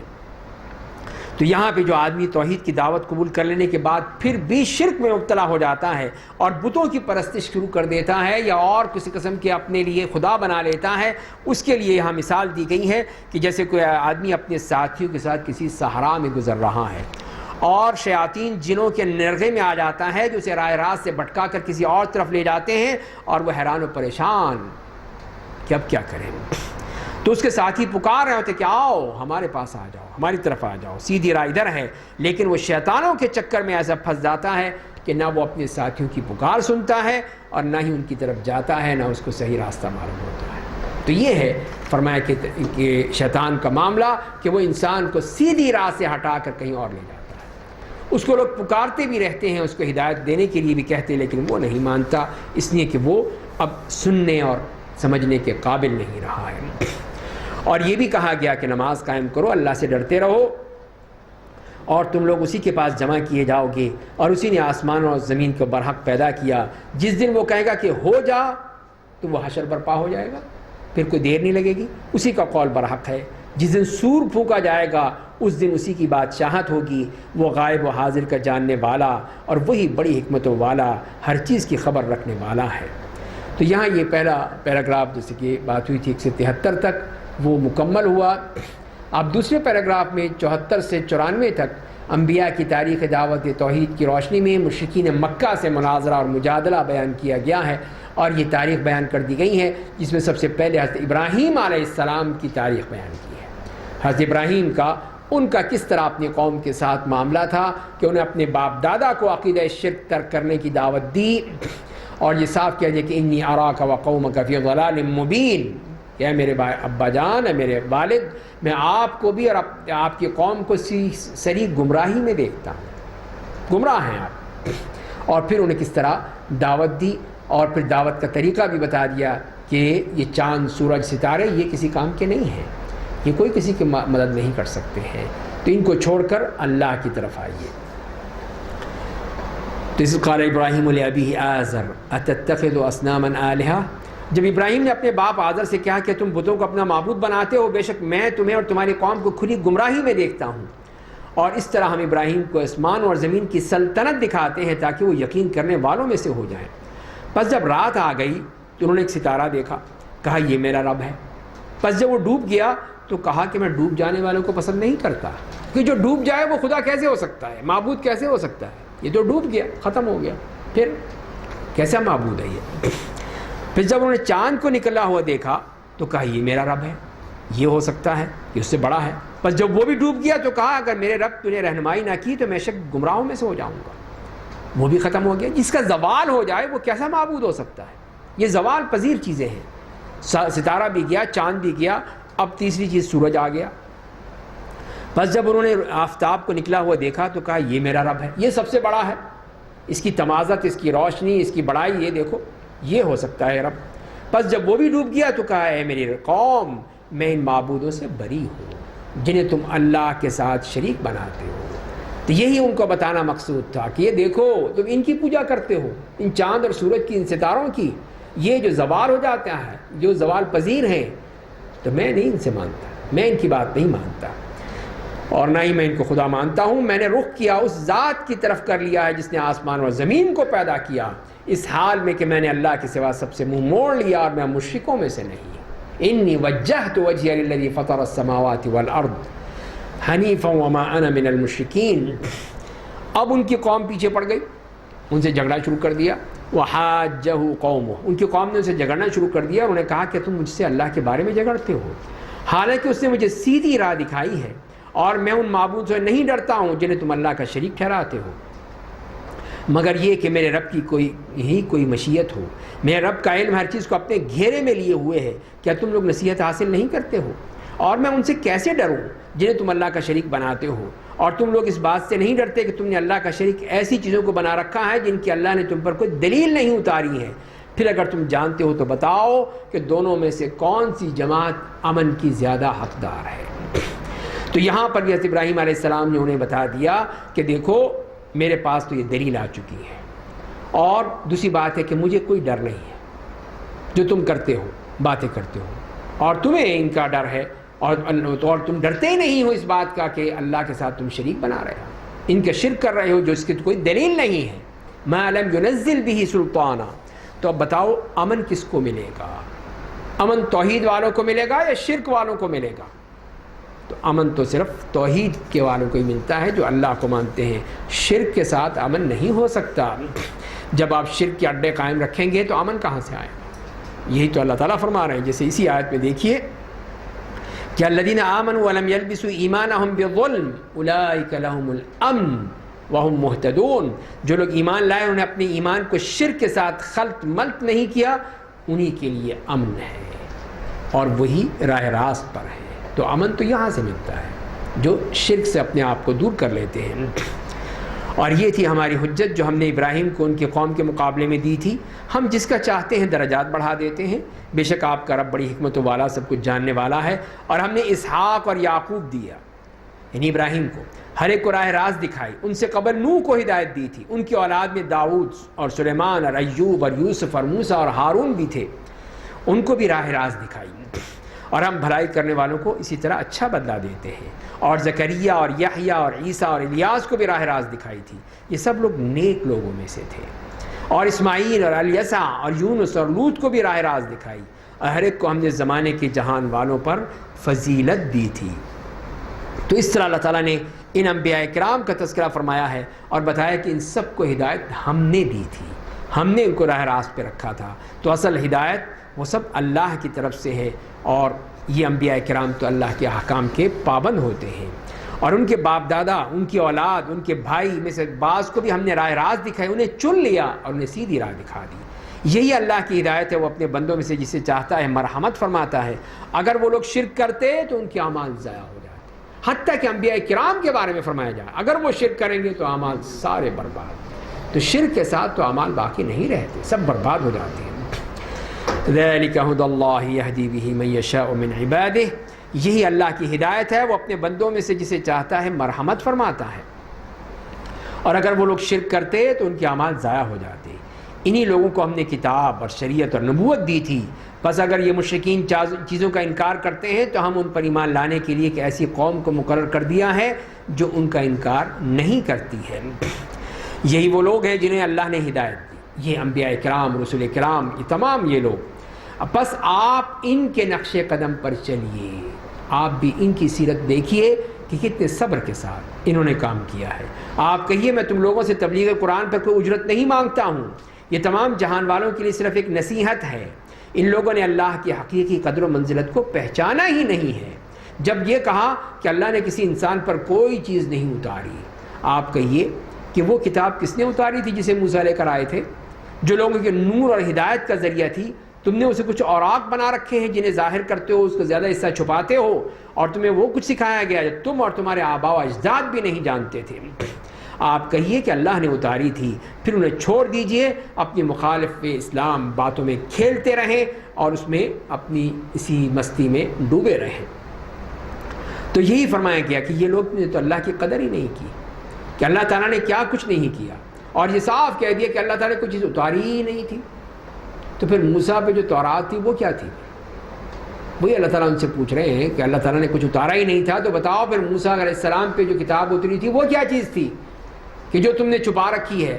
کچھ بیان کرتے ہو، کچھ چھپا لیتے ہو، وہ کیا چیز ہے پھر؟ تو یہی ہے کہ تمہارا یہ معاملہ ہی غلط، تمہاری یہ باتیں ہی غلط، کوئی چیز بھی قابل قبول نہیں ہے۔ اور یہ بھی ایک کتاب ہے جسے ہم نے اتارا ہے، یہ قرآن جو بابرکت ہے، اس سے پہلے نازل شدہ کتابوں کی تصدیق کرتی ہے، اور تاکہ آپ اہل مکہ اور اس کے مضافات والوں کو تبلیغ کریں، اور جو لوگ آخرت پر ایمان رکھتے ہیں وہ اس قرآن پر ایمان رکھتے ہیں، اور وہ اپنی نمازوں کی بھی حفاظت کرتے ہیں۔ تو یہ قرآن پہ ماننے والے یہ وہ لوگ ہیں جن کی اللہ نے یہاں پہ تعریف فرمائی کہ آخرت پر ایمان اور نمازوں کی پوری طرح حفاظت۔ اور اس سے بڑھ کر ظالم کون ہوگا جو اللہ پر افتراء پردازی کرتا ہے یا یہ کہتا ہے کہ مجھ پر وحی اتری، حالانکہ اس پر کوئی وحی نہیں اتری۔ اس سے بڑھ کر ظالم کون ہے جو کہتا ہے کہ جیسا کلام اللہ نے اتارا ہے ویسا میں بھی لا سکتا ہوں، میں بھی دکھا سکتا ہوں۔ اگر آپ دیکھیں جب ظالم لوگ موت کی سختیاں جھیل رہے ہوتے ہیں اور فرشتے اپنے ہاتھ پھیلائے ہوئے کہتے ہیں کہ نکالو اپنی روحوں کو، تو تعجب کریں آج تمہیں ذلت کی رسوائی اور ذلت و رسوائی کا عذاب اس لیے دیا جائے گا کہ تم اللہ کے بارے میں ناحق باتیں کرتے تھے اور تکبر کی وجہ سے ان کی آیتوں سے اعراض کرتے تھے۔ تو یہ ان کا معاملہ ہوگا، یہ لوگ جو جھوٹ بولنے والے، اللہ کے بارے میں جھوٹ، اور اپنے آپ کہ یہ وحی اتری ہے، میرے پاس یہ چیز آ گئی ہے، میرے پاس وہ آ گئی ہے، تو ان ظالموں کا اللہ تعالیٰ نے وہ بتا دیا کہ ان کا حشر کیا ہوگا، اور پھر ان کی روحیں ان کے نکال کر کس طرح اللہ تعالیٰ ان کو پھر اس جان کنی کی حالت میں چھوڑ دیں گے، اور پھر اللہ کے ہاں تو وہ سخت عذاب ان کا منتظر ہے۔ وَلَقَدْ جِئْتُمُونَا فُرَادًا، اور تم ہمارے پاس اکیلے آئے ہو جیسے کہ ہم نے تمہیں پہلی بار پیدا کیا تھا، اور وہ سب کچھ اپنے پیچھے چھوڑ آئے ہو جو ہم نے تمہیں دیا تھا۔ ہم تمہارے ساتھ آج ان سفارشیوں کو نہیں دیکھ رہے جن کے بارے میں تمہارا خیال تھا کہ وہ تمہاری پرورش و پرداخت میں اللہ کے شریک ہیں، تمہارے آپس کے رشتے ٹوٹ گئے اور تمہارا خیال بالکل غلط نکلا۔ تو یہاں پر یہ بتا دیا گیا پھر اس کے بارے میں خاص طور پہ قیامت کے حوالے سے انسان کی اس مقام پر کیا حشر ہوگا کہ جب وہ اللہ کے سامنے پیش ہوگا بالکل تنہا، نہ کوئی مال ہے، نہ کوئی اولاد ہے، نہ کوئی سفارشی ہے، نہ آگے نہ پیچھے کوئی نہیں ہے۔ سارے جن کو دنیا میں مانگتا رہا، جن کے پیچھے بھاگتا رہا، ان بتوں کے پیچھے، سفارشوں کے پیچھے، سب کچھ سب سے اکیلا وہاں پر ہوگا۔ تو یہ وہاں پہ اس حالت میں وہاں پہنچ جائے گا۔ تو وہی چیز فرمایا جا رہی ہے کہ اس وقت پھر بتاؤ کیا ہوگا۔ تو یہاں پر یہ پیراگراف بھی ختم ہوا، تیسرا پیراگراف شروع ہوتا ہے۔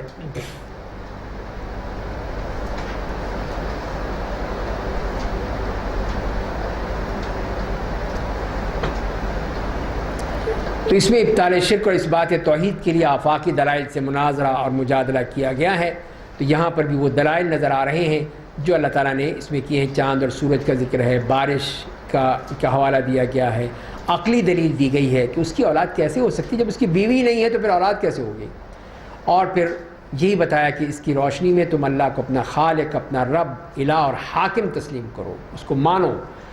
تو یہاں سے یہ 95 سے 113 تک یہ بات شروع ہو رہی ہے، اور اس آیت میں یہ فرمایا کہ ان اللہ فالق الحب والنوى، بے شک اللہ ہی دانا اور گٹھلی کو پھاڑنے والا ہے، زندہ کو مردہ سے نکالتا ہے، مردہ کو زندہ سے نکالنے والا ہے، وہی اللہ ہے۔ پھر تم کدھر جا رہے ہو، کس قسم کی باتیں کرتے ہو؟ وہی صبح کا نکالنے والا ہے، اسی نے رات کو سکون و آرام کا وقت اور سورج اور چاند کو مہینوں اور سال کے حساب کے لیے بنایا ہے۔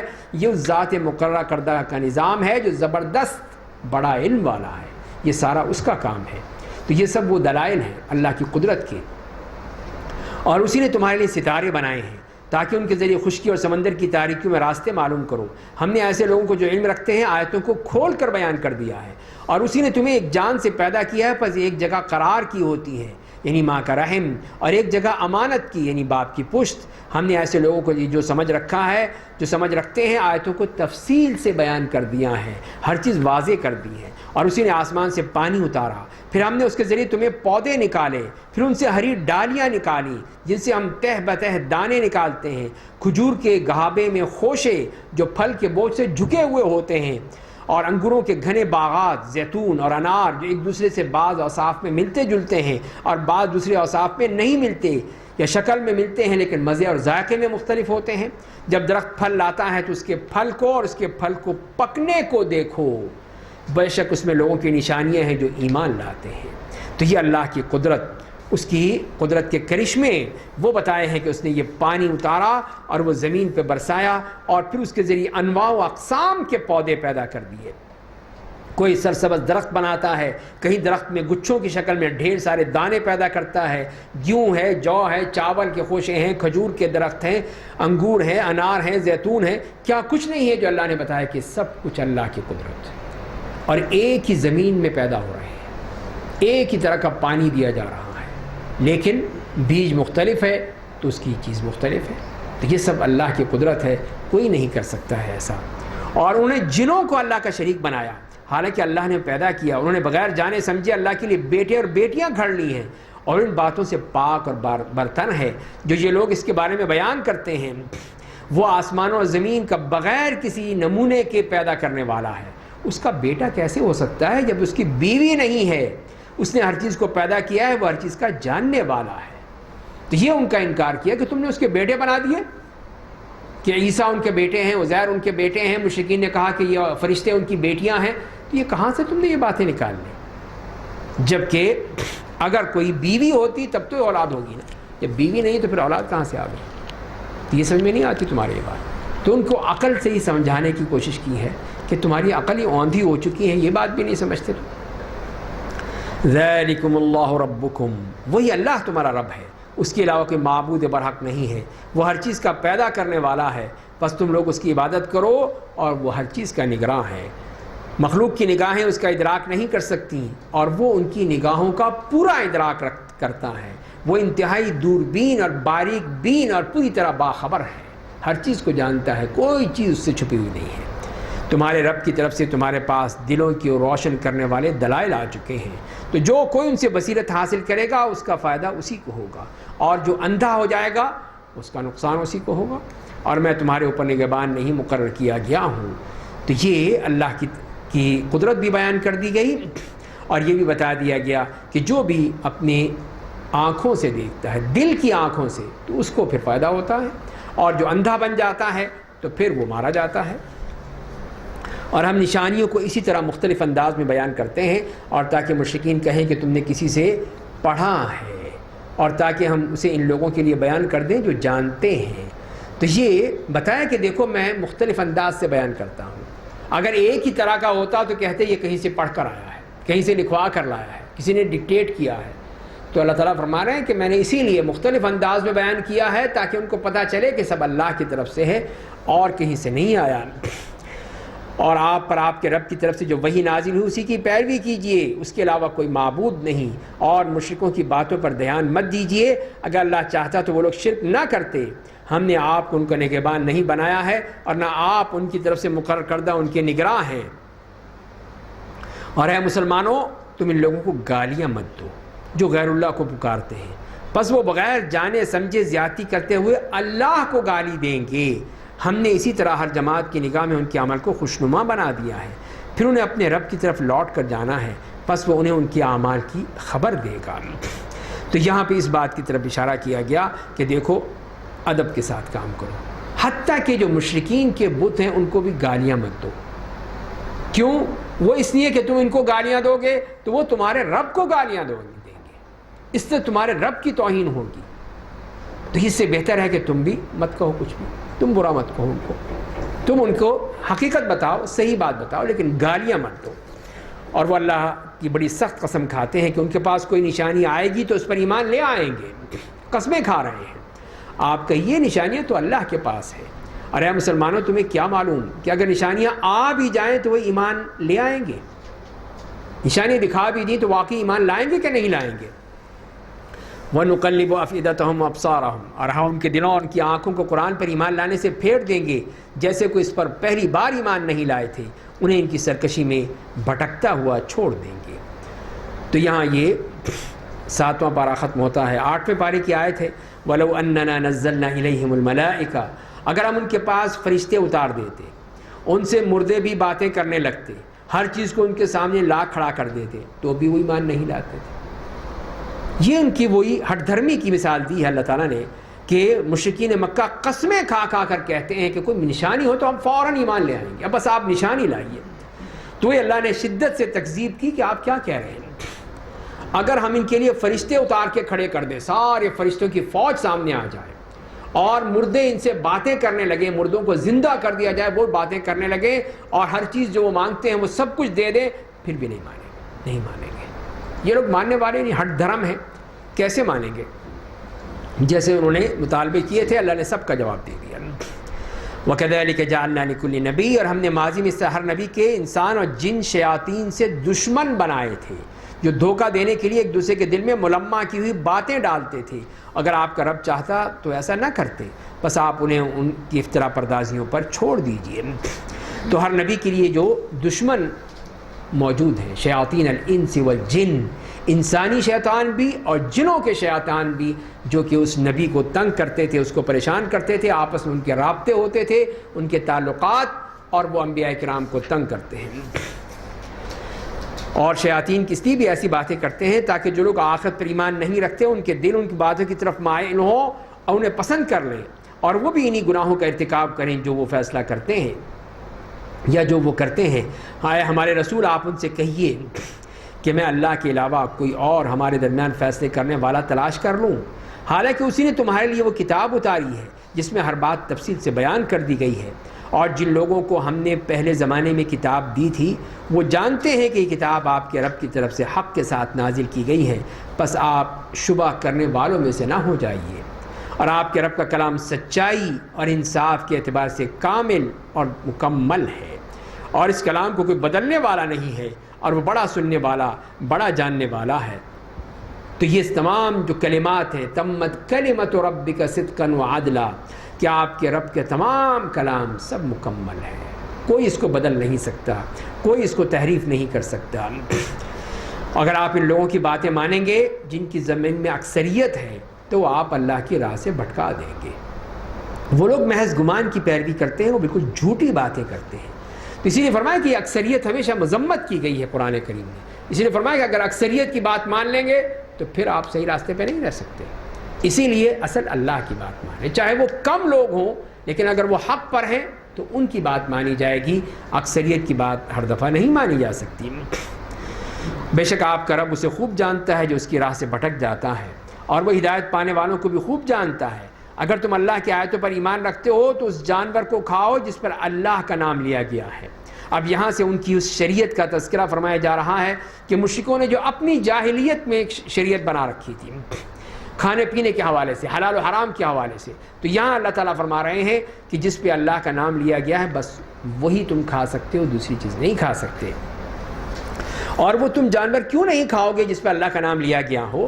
اس نے وہ تمام چیزیں تمہارے خاطر تفصیل سے بیان کر دیے جنہیں تم پر حرام کر دیے، سوائے اس کے جسے کھانے پر تم محض مجبور ہو جاؤ۔ مجبوری کی حالت میں تو ٹھیک ہے کہ جان پر بنی ہوئی ہے تو کھا لو، پھر کھایا جا سکتا ہے، لیکن دوسری حالت میں نہیں، جبکہ مجبوری نہیں ہے پھر حرام چیز نہیں کھا سکتے۔ مردار ہے، خنزیر ہے، یا بہتا ہوا خون ہے، یا کوئی غیر اللہ کے نام پر ذبح کوئی چیز ہے، یہ سب حرام، ناجائز، اس کو منہ میں ڈال ہی نہیں سکتے ہیں۔ اور یہ فرمایا کہ بے شک بہت سے لوگ بغیر علم کے لوگوں کو اپنی خواہشات کے مطابق گمراہ کرتے ہیں۔ بے شک آپ کا رب حد سے تجاوز کرنے والوں کو خوب جانتا ہے۔ اور تم کھلے اور چھپے سب گناہوں سے باز آ جاؤ، بے شک جو لوگ گناہ کا ارتکاب کرتے اور عنقریب اپنے کیے کی سزا پائیں گے۔ تو ظاہر اور پوشیدہ، تو یہی ہے کہ ظاہر سے مراد یہی ہے کہ یہی بدکاری ہے اور اس قسم کی چیزیں ہیں جو کہ ظاہری طور پہ نظر آتی ہیں، اور باطن یہ ہے کہ جو آدمی چھپ کر اس قسم کے گناہ کرتا ہے جو کسی کو نظر نہیں آتے ہیں، تو وہ ان کے بارے میں کہا جا سکتا ہے کہ وہ لوگ وہ ایسے گناہ ہیں۔ بہرحال اس کی مختلف وضاحتیں کی گئی ہیں۔ اور اس جانور کا گوشت مت کھاؤ جس پر اللہ کا نام نہ لیا گیا ہو، وہ یقیناً فسق ہے، یعنی ناپاک ہے۔ اور بے شک شیاطین اپنے دوستوں کے دلوں میں وسوسے ڈالتے رہتے ہیں تاکہ وہ لوگ تم سے جھگڑیں، اگر تم ان کی بات مان لو گے تو بے شک تم مشرک ہو جاؤ گے۔ اور یہاں پہ فرمایا کہ جو جانور اللہ کے نام پر ذبح نہ کیا جائے، تو اس کے بارے میں ایک قول تو یہ ہے کہ جو جانور بسم اللہ پڑھ کر ذبح نہیں کیا گیا اس کا کھانا جائز نہیں ہے، چاہے وہ بھول چوک کر ہو، جان بوجھ کے ہو، جو بھی ہے وہ جائز نہیں ہے۔ اور دوسری بات یہ ہے کہ اس میں قرآن نے بھی تو اسی کا ذکر کیا ہے کہ جو بھی ہو، جیسے کہ وہ شکار کے حوالے سے بھی فرمایا کہ تم جب شکار کا جانور آئے تو اس پہ بسم اللہ پڑھ کے کھا لو۔ تو اسی لیے لوگوں نے کہا کہ اللہ تعالیٰ نے بھی اور اللہ کے رسول صلی اللہ علیہ وسلم نے بھی یہی کہا کہ صرف وہی چیز جائز ہوگی جس پر اللہ کا نام لیا جائے گا، بسم اللہ پڑھی جائے گی، وہ صحیح ہوگا۔ دوسرا قول یہ ہے کہ ذبح کرتے وقت بسم اللہ کہنا مسلمان کے لیے شرط نہیں ہے بلکہ مستحب ہے۔ مسلمان ہے تو ٹھیک ہے، کافی ہے، بس ویسے ہی ذبح کر لے۔ یہ بعض لوگوں کی یہ رائے ہے۔ اور تیسری رائے یہ ہے کہ اگر ذبح کرنے والا بسم اللہ کہنا بھول جائے تو کوئی حرج نہیں ہے، اگر قصدن نہیں پڑھے گا تو اس کا کھانا جائز نہیں ہوگا۔ تو بہرحال پہلی رائے کو اکثر علماء نے ترجیح دی ہے، اس لیے کہ احتیاط کا تقاضا یہی ہے کہ وہ بسم اللہ پڑھ کر ذبح کیا جائے اور پھر ہی ہم کھا سکتے ہیں۔ بھول چوک ہو جائے وہ اللہ تعالیٰ معاف کرنے والا ہے، لیکن اصل یہی ہے کہ بسم اللہ پڑھ کر ہی یہ ذبح کیا جائے گا۔ کیا جو شخص مردہ تھا ہم نے اسے زندہ کیا اور اس کے لیے ہم نے ایک نور مہیا کر دیا جس کی مدد سے وہ لوگوں میں چلتا ہے، اس آدمی کے مانند ہو سکتا ہے جو تاریکیوں میں گھرا ہوا ہو، جو اس سے نکل نہیں سکتا۔ کافروں کے اعمال ان کے لیے اس طرح خوشنما بنا دیے گئے ہیں۔ تو ایک طرف تو وہ لوگ جو اللہ کی وحی کو مانتے ہیں اور دوسرا وہ جو شیطان کی وحی کو مانتے ہیں۔ تو جو شیطان کی وحی ہے یہی ہیں وہ لوگ جو کہ فرمائے کہ مردہ ہیں، ان کو نور نہیں ملے گا، اور جو اللہ کی وحی کو مانتے ہیں ان کو یہ نور ملے گا، یہ قرآن ملے گا اور یہ اسی وحی پر چلیں گے۔ اور اس کے بعد پھر آگے چلتے ہیں، اگلے جو 114 سے 121 تک بات ہو چکی ہے کہ جس میں شرک فی التشریع، کہ اللہ کے ساتھ کسی کو اس میں شریعت میں شریک کرنا، جیسے کہ معقولات وغیرہ کے بارے میں فرمایا۔ اور اس کے بعد 122 سے 135 تک قریش کی جو مجرم اور مغرور قیادت کے مکر و فریب کا پردہ چاک کیا گیا کہ یہ لوگ جو اس طرح اللہ کے دین کو بدلنے کی کوشش کرتے ہیں اور دھمکیاں دیتے ہیں اور اپنے تکبر میں پڑے ہوئے ہیں، ان کا معاملہ پھر کیا ہوگا۔ اور فرمایا کہ اسی طرح ہم ہر بستی کے مجرموں کو ہی وہاں کا بڑا بناتے ہیں تاکہ اس میں اللہ کے دین کے خلاف سازشیں کریں، حالانکہ ان کی سازشیں خود انہی کے خلاف پڑتی ہیں لیکن انہیں اس کا شعور نہیں ہوتا ہے۔ تو اس طرح کے جو بڑے بڑے مجرم ہیں وہی دھوکہ دیتے ہیں، وہی سب بڑے بن جاتے ہیں، یہ لیڈر، اور یہ لیڈر ہی اپنی قوموں کو دھوکے میں ڈال دیتے ہیں۔ اور جب ان کے پاس کوئی نشانی آتی ہے تو کہتے ہیں ہم تو ہرگز ایمان نہیں لائیں گے جب تک کہ ہمیں وہ چیز یعنی رسالت نہ دی جائے جو اللہ کے رسولوں کو دی جاتی ہے۔ دیکھیے اب یہاں تک پہنچ گئے کہ ہمیں بھی ملنی چاہیے، ہمیں بھی رسالت ملنی چاہیے، ہمیں بھی رسول بناؤ۔ اللہ کو خوب معلوم ہے کہ وہ اپنی رسالت کہاں ودیت کرے گے، وہ ہر ایرے غیرے کو نہیں دیتا، وہ صرف اس کو دیتا ہے جو اس کا مستحق ہوتا ہے، اور جو اس کو اس نے منتخب کر لیا ہے اس کو دیتا ہے۔ ان قریب ان مجرموں کو اللہ کے نزدیک ان کے مکر و فریب کی وجہ سے ذلت و رسوائی اور شدید عذاب کا سامنا کرنا پڑے گا۔ تو جس کو اللہ ہدایت دینا چاہتا ہے اس کا سینہ اسلام کے لیے کھول دیتا ہے، اور جسے وہ گمراہ کرنا چاہتا ہے اس کے سینے کو تنگ اور گھٹا ہوا بنا دیتا ہے، جیسے کہ وہ آسمان کی طرف چڑھنے کی کوشش کر رہا ہے۔ اللہ اسی طرح ان لوگوں پر ایمان نہیں لاتے، ان لوگوں پر جو ایمان نہیں لاتے عذاب مسلط کر دیتا ہے۔ تو یہاں پر بھی دیکھیے کہ ایمان لانے کی صورت میں سینہ کھول دیا جاتا ہے اور ایمان نہ لانے کی صورت میں سینے کو تنگ اور گھٹا ہوا بنا دیا جاتا ہے۔ اور اس کی مثال اللہ تعالیٰ نے دی جو کہ اب سمجھ میں آ سکتی ہے، وہ لوگ جو کہ اگر جیسے کہ اوپر جاتے ہیں فضا کی طرف، خلا کی طرف، تو وہاں پہ آکسیجن کی کمی کی وجہ سے خود بخود دل گھٹنے لگتا ہے۔ تو وہی تو اللہ تعالیٰ فرما رہے ہیں کہ جیسے کہ کسی کو اوپر جائے تو اس کا دل گھٹنے لگتا ہے، اسی طرح ان کافروں کا، ان مشرکوں کا سینہ بھی تنگ ہونے لگتا ہے، دل گھٹنے لگتا ہے، سانس لینے میں مشکل ہو جاتی ہے، صرف اسی وجہ سے۔ تو اصل طریقہ کیا ہے، راستہ کون سا ہے؟ وَهَذَا صِرَاطُ رَبِّكَ مُسْتَقِيمًا، یہ دین اسلام آپ کے رب کی راہ ہے جو سیدھی راہ ہے۔ ہم نے لوگوں کی جو نصیحت قبول کرتے ہیں اپنی آیتوں کو کھول کر بیان کرتے ہیں، انہیں اپنے رب کے پاس سلامتی کا گھر ملے گا، سلامتی کا گھر، دار السلام، وہی جنت، اور ان کے اچھے اعمال کی بدولت وہ ان کا دوست اور کارساز ہے۔ اور جس دن اللہ تمہیں جنوں اور انسانوں کو اکٹھا کرے گا اور کہے گا اے جنوں کی جماعت، اے جنوں کے گروہ، تم نے انسانوں کی بہت بڑی تعداد کو اپنا فرما بردار بنا لیا تھا، اور انسانوں میں سے ان کے دوست کہیں گے اے ہمارے رب، ہم میں سے ایک نے دوسرے سے فائدہ اٹھایا تھا اور ہم اس میعاد کو پہنچ گئے جو تو نے ہمارے لیے مقرر کی تھی۔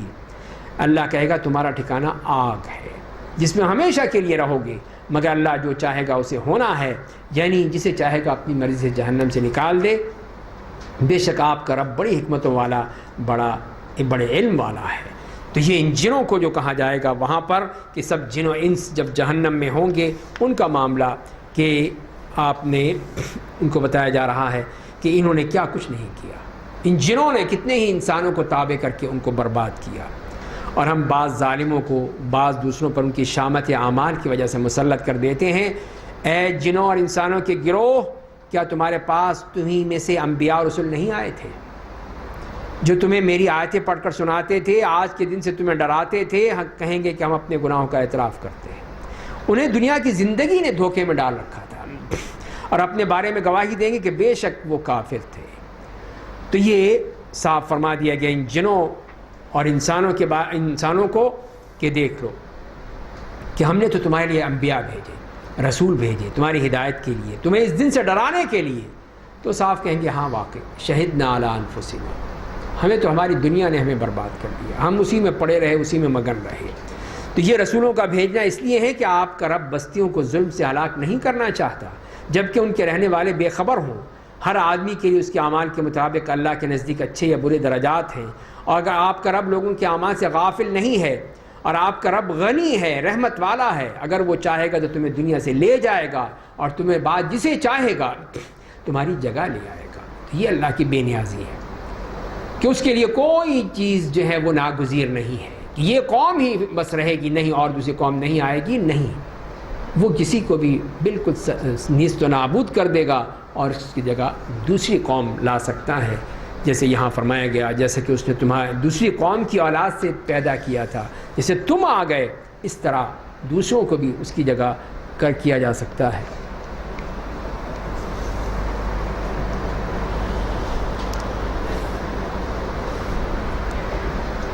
اور یہاں پہ پھر اگلے جو پیراگراف آ رہا ہے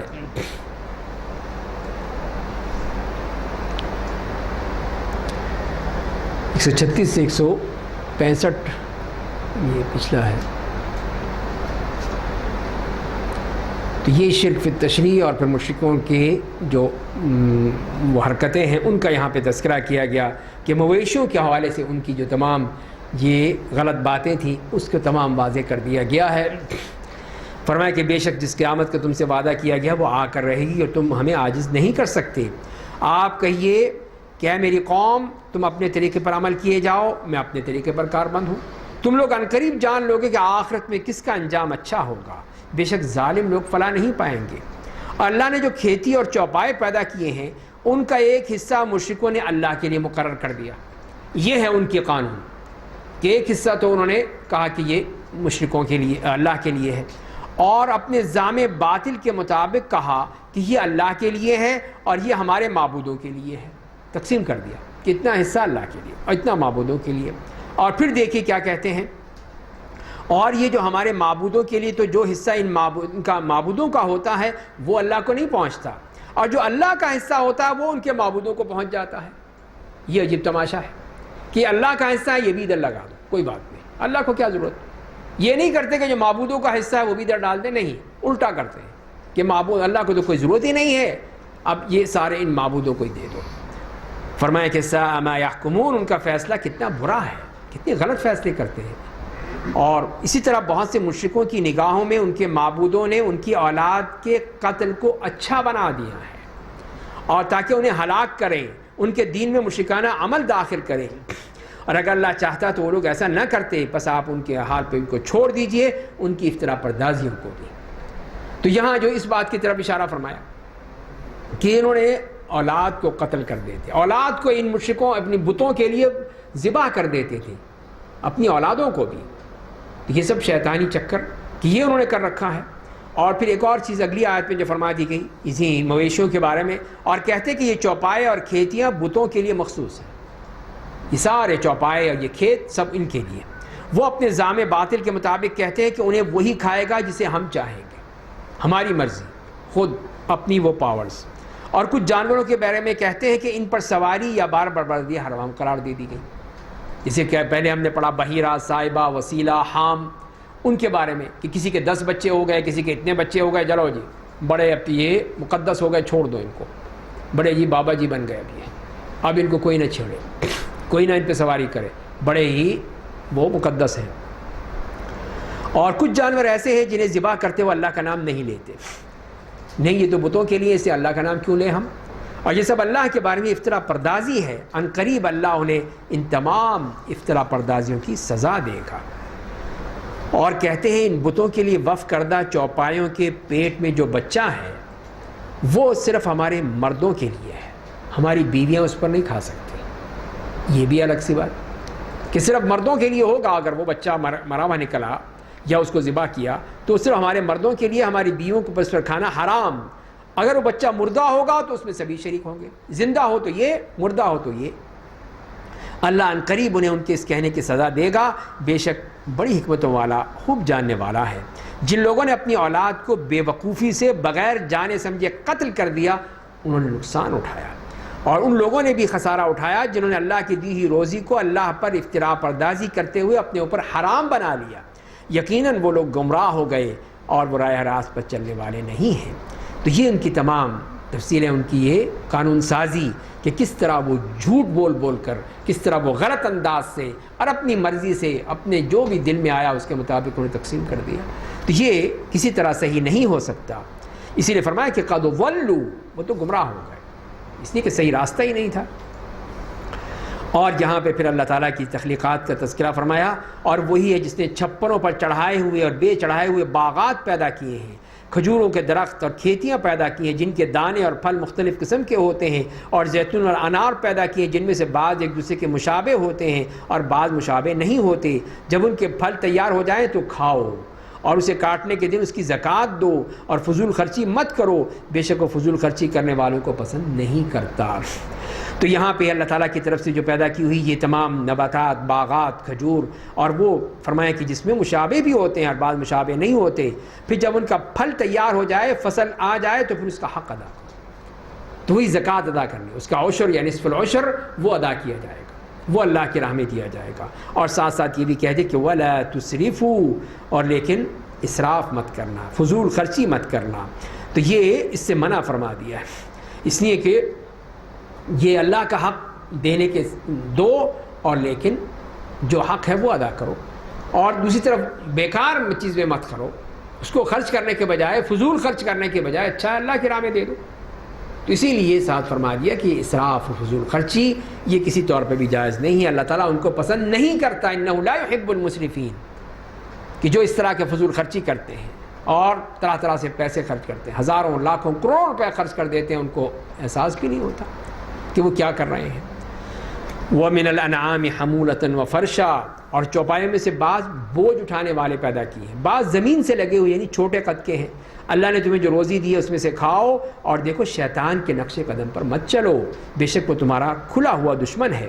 تو یہ جانور کی حلت و حرمت کے حوالے سے ہی بتا دیا ہے کہ ان سب کے احکام جو انہوں نے بنائے تھے مشرکین، یہ خود ساختہ ہیں، اپنے بنائے ہوئے ہیں، اللہ کی طرف سے نہیں ہے۔ اللہ تعالیٰ نے تو یہ دیکھو یہ جانور بنائے ہیں کہ اس میں سے کوئی بڑے بڑے جانور ہیں، اونٹ ہے، گھوڑا ہے، خچر ہے، گدھا ہے، یہ اونچے ہیں، ان کے اوپر برداری ہوتی ہے، ان کے اوپر سواری کی جاتی ہے۔ چھوٹے جانور ہیں، ان پر کوئی برداری نہیں کی جاتی، نہ سفر کیا جاتا ہے، نہ ان پہ سواری کی جاتی ہے۔ بکریاں ہیں، بھیڑ ہے، چھوٹے جانور ہیں۔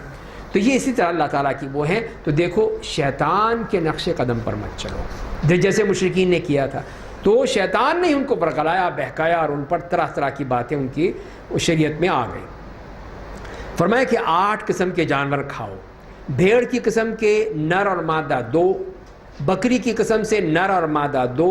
ذرا آپ ان مشرکوں سے پوچھئے تو صحیح کہ اللہ نے دونوں مذکروں کو حرام کیا ہے یا دونوں مؤنثوں کو، یا ان بچوں کو جو دونوں مؤنثوں کے پیٹ میں ہوتے ہیں؟